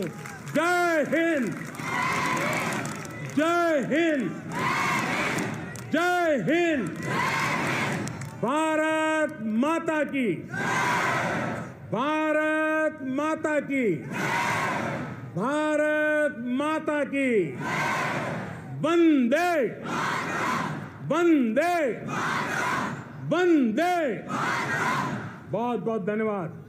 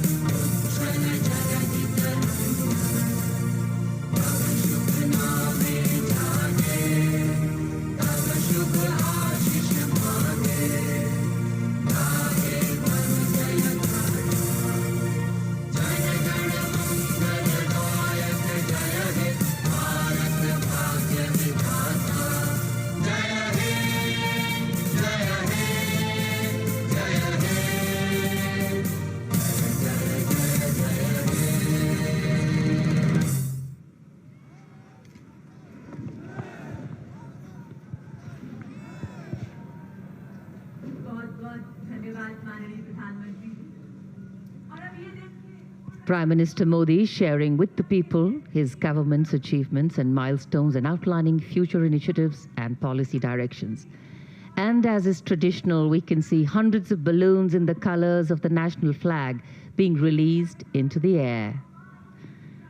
And as they rise up, they celebrate their freedom. They rise with a new purpose, as if carrying with them the hopes and aspirations of a nation on the move towards the promise of a future that is fair for all and bright for generations to come. Just as the symbolic hoisting of our flag symbolizes the rising of a new nation free from colonial rule, the release of these balloons as if towards a higher calling, raising our celebratory spirits to the next level. स्वाधीनता दिवस समारोह रंगों का उत्सव लग रहा है। सभी रंग अपनी पूरी चमक दमक के साथ यहाँ की फिजाओं में मौजूद। माननीय प्रधानमंत्री लाल किले की प्राचीर से अब प्रस्थान कर रहे हैं।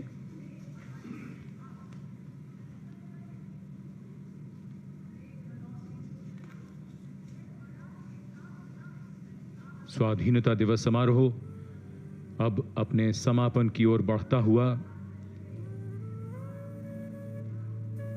ऐतिहासिक अवसरों का गवाह बनते बनते ये लाल किला खुद इतिहास में दर्ज हो चुका है और अब इसी लाल किले की प्राचीर से माननीय प्रधानमंत्री आज के इस स्वाधीनता दिवस समारोह पर राष्ट्रीय ध्वज फहराने और राष्ट्र को संबोधित करने के पश्चात अब प्रस्थान करते हुए। So though the ceremony may have concluded here at Red Fort, the celebration still continues.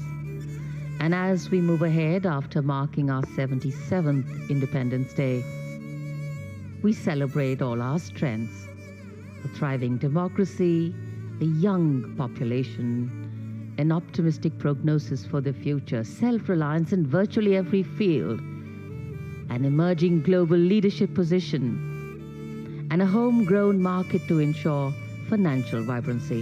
In fact, the coming years will see us bridge our gaps, mitigate our shortcomings, and strengthen our position on the world stage. We have the desire, we have the drive, and we have to deliver. Prime Minister Narendra Modi, after addressing the nation, now leaving Red Fort, माननीय प्रधानमंत्री श्री नरेंद्र मोदी राष्ट्र को लाल किले की प्राचीर से संबोधित करने के उपरांत प्रस्थान कर रहे हैं। भारत का स्वाधीनता दिवस समारोह नए संकल्पों का अवसर। प्रधानमंत्री महोदय ने अपने उद्बोधन में न केवल पिछले उपलब्धियों का जिक्र किया, जहां देश एक नई करवट लेता दिख रहा है, वहीं आगे आने वाले दिनों में देश के सामने जो चुनौतियां हैं, जो संकल्प हैं, उनको भी रेखांकित किया। पिछले वर्षों में देश में जो बदलाव हुए हैं वो अपने आप में नए, अनुपम और अनूठे हैं। ये पॉजिटिव चेंज है, सकारात्मक बदलाव है। समाज का सबसे कमजोर तबके का आदमी भी खुद में जिन्हें महसूस कर रहा है। एक नई उम्मीद है, कुछ बेहतर कर गुजरने का, कर दिखाने का जज्बा है, आगे बढ़ने का जोश है, सफलता का परचम फहराने का बुलंद हौसला है। सरकार पर भरोसा है, शानदार वर्तमान के दम पर चमकदार भविष्य बनाने की ओर बढ़ते कदमों ने न्यू इंडिया के सपनों में रंग भरना शुरू कर दिया है। माननीय प्रधानमंत्री महोदय ने अपने उद्बोधन में इन सभी बातों की ओर इशारा किया है और आज का जो स्वाधीनता दिवस समारोह है वो अनेकता में एकता, सर्वधर्म समभाव, वसुधैव कुटुंबकम और विश्व परिदृश्य पर भारत की बढ़ती भूमिका को भी रेखांकित करता हुआ नजर आया है। यकीनन एक बहुत ही खास अवसर, एक बहुत ही विशिष्ट मौका देश के हर नागरिक के लिए।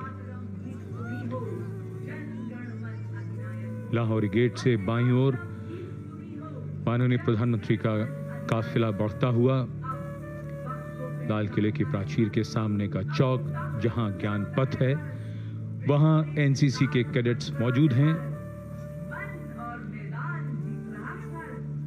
प्रधानमंत्री हर वर्ष स्वाधीनता दिवस समारोह पर संबोधन के पश्चात यहां स्कूली बच्चों और एनसीसी कैडेट से अवश्य मिलते हैं।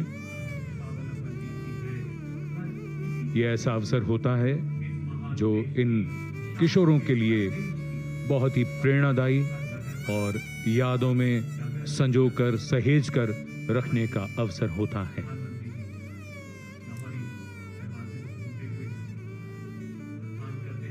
A slight wind picking up the flutter in the flags and stirring the ambience with a satisfying sweep, and of course challenging the power of the sun. The Prime Minister's carcade now stopping on the road in front of the fort's moat, across which school children, NCC cadets, have been sitting with great discipline, great respect, and of course, great expectation for this view, for the close-up view of Prime Minister Narendra Modi as he alights from his vehicle to go down deep into their seating area to meet and greet them.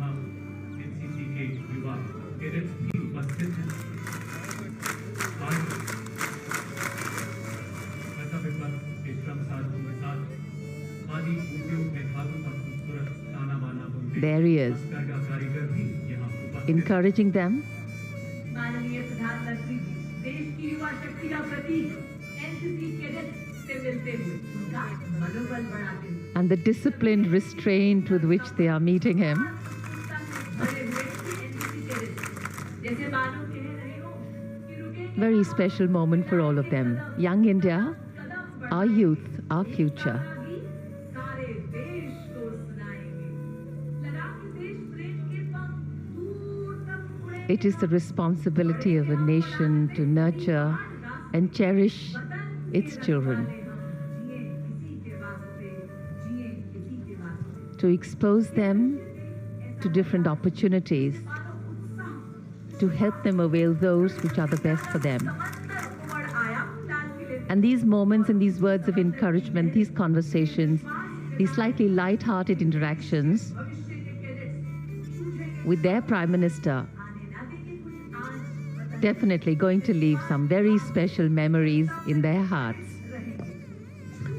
देश के कोने कोने से ये NCC cadets यहाँ पहुँचे हैं और माननीय प्रधानमंत्री महोदय, पढ़ लिख कर विद्वान बनेंगे उनकी यही खासियत है, वीर बलवान बनेंगे देश के सर्वोच्च नेतृत्व का युवा शक्ति से सीधा संवाद, ऐसे अनुशासन जिससे प्रिय बनाए रखना है, साथ ही साथ बातचीत भी करनी है, इंटरेक्शन भी करना है माननीय प्रधानमंत्री महोदय से। एनसीसी की जो तीनों विंग्स हैं उसमें देश के कोने कोने से 1100 कैडेट्स यहाँ पर पहुँचे हैं, भारत माता की जय के नारे लगाते हुए।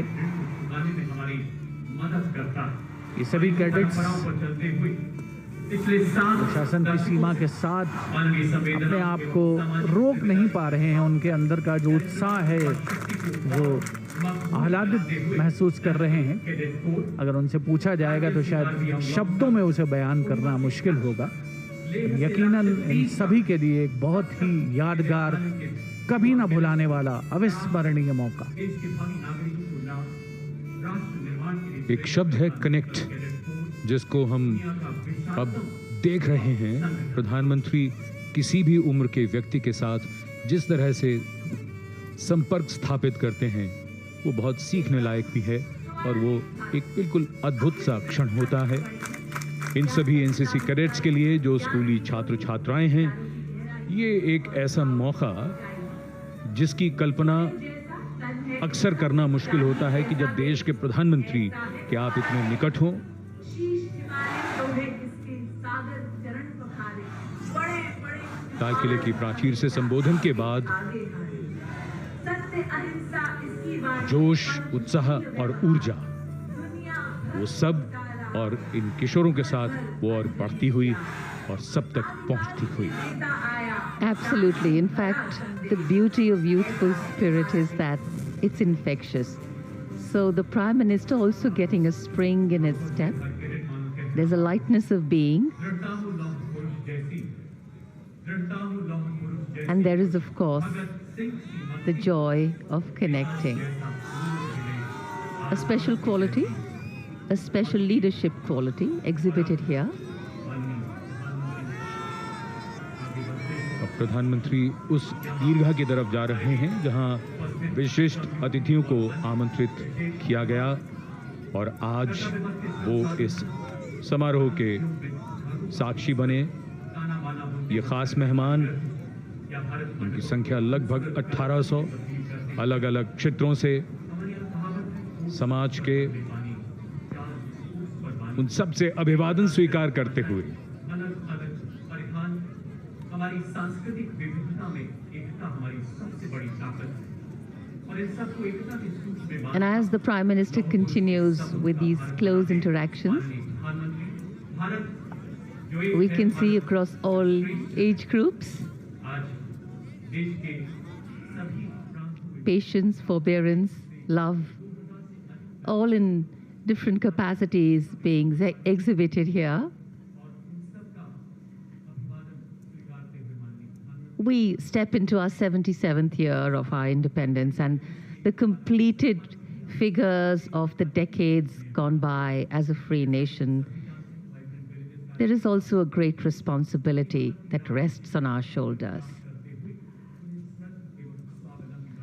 And in moments like these, in moments of festivities, in moments of interaction,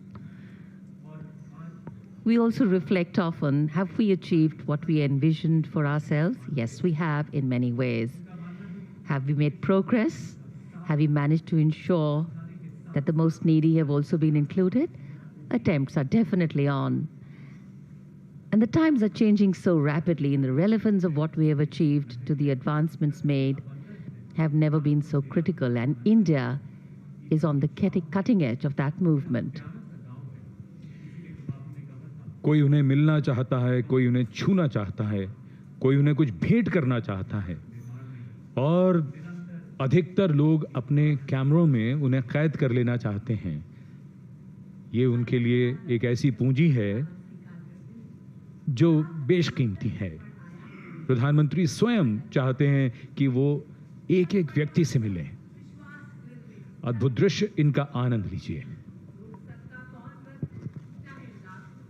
The meeting of hands, the meeting of hearts, the meeting of people. Red Fort today witness to some very precious moments for a diverse lot of people. Extremely happy that they came here in person to attend this ceremony.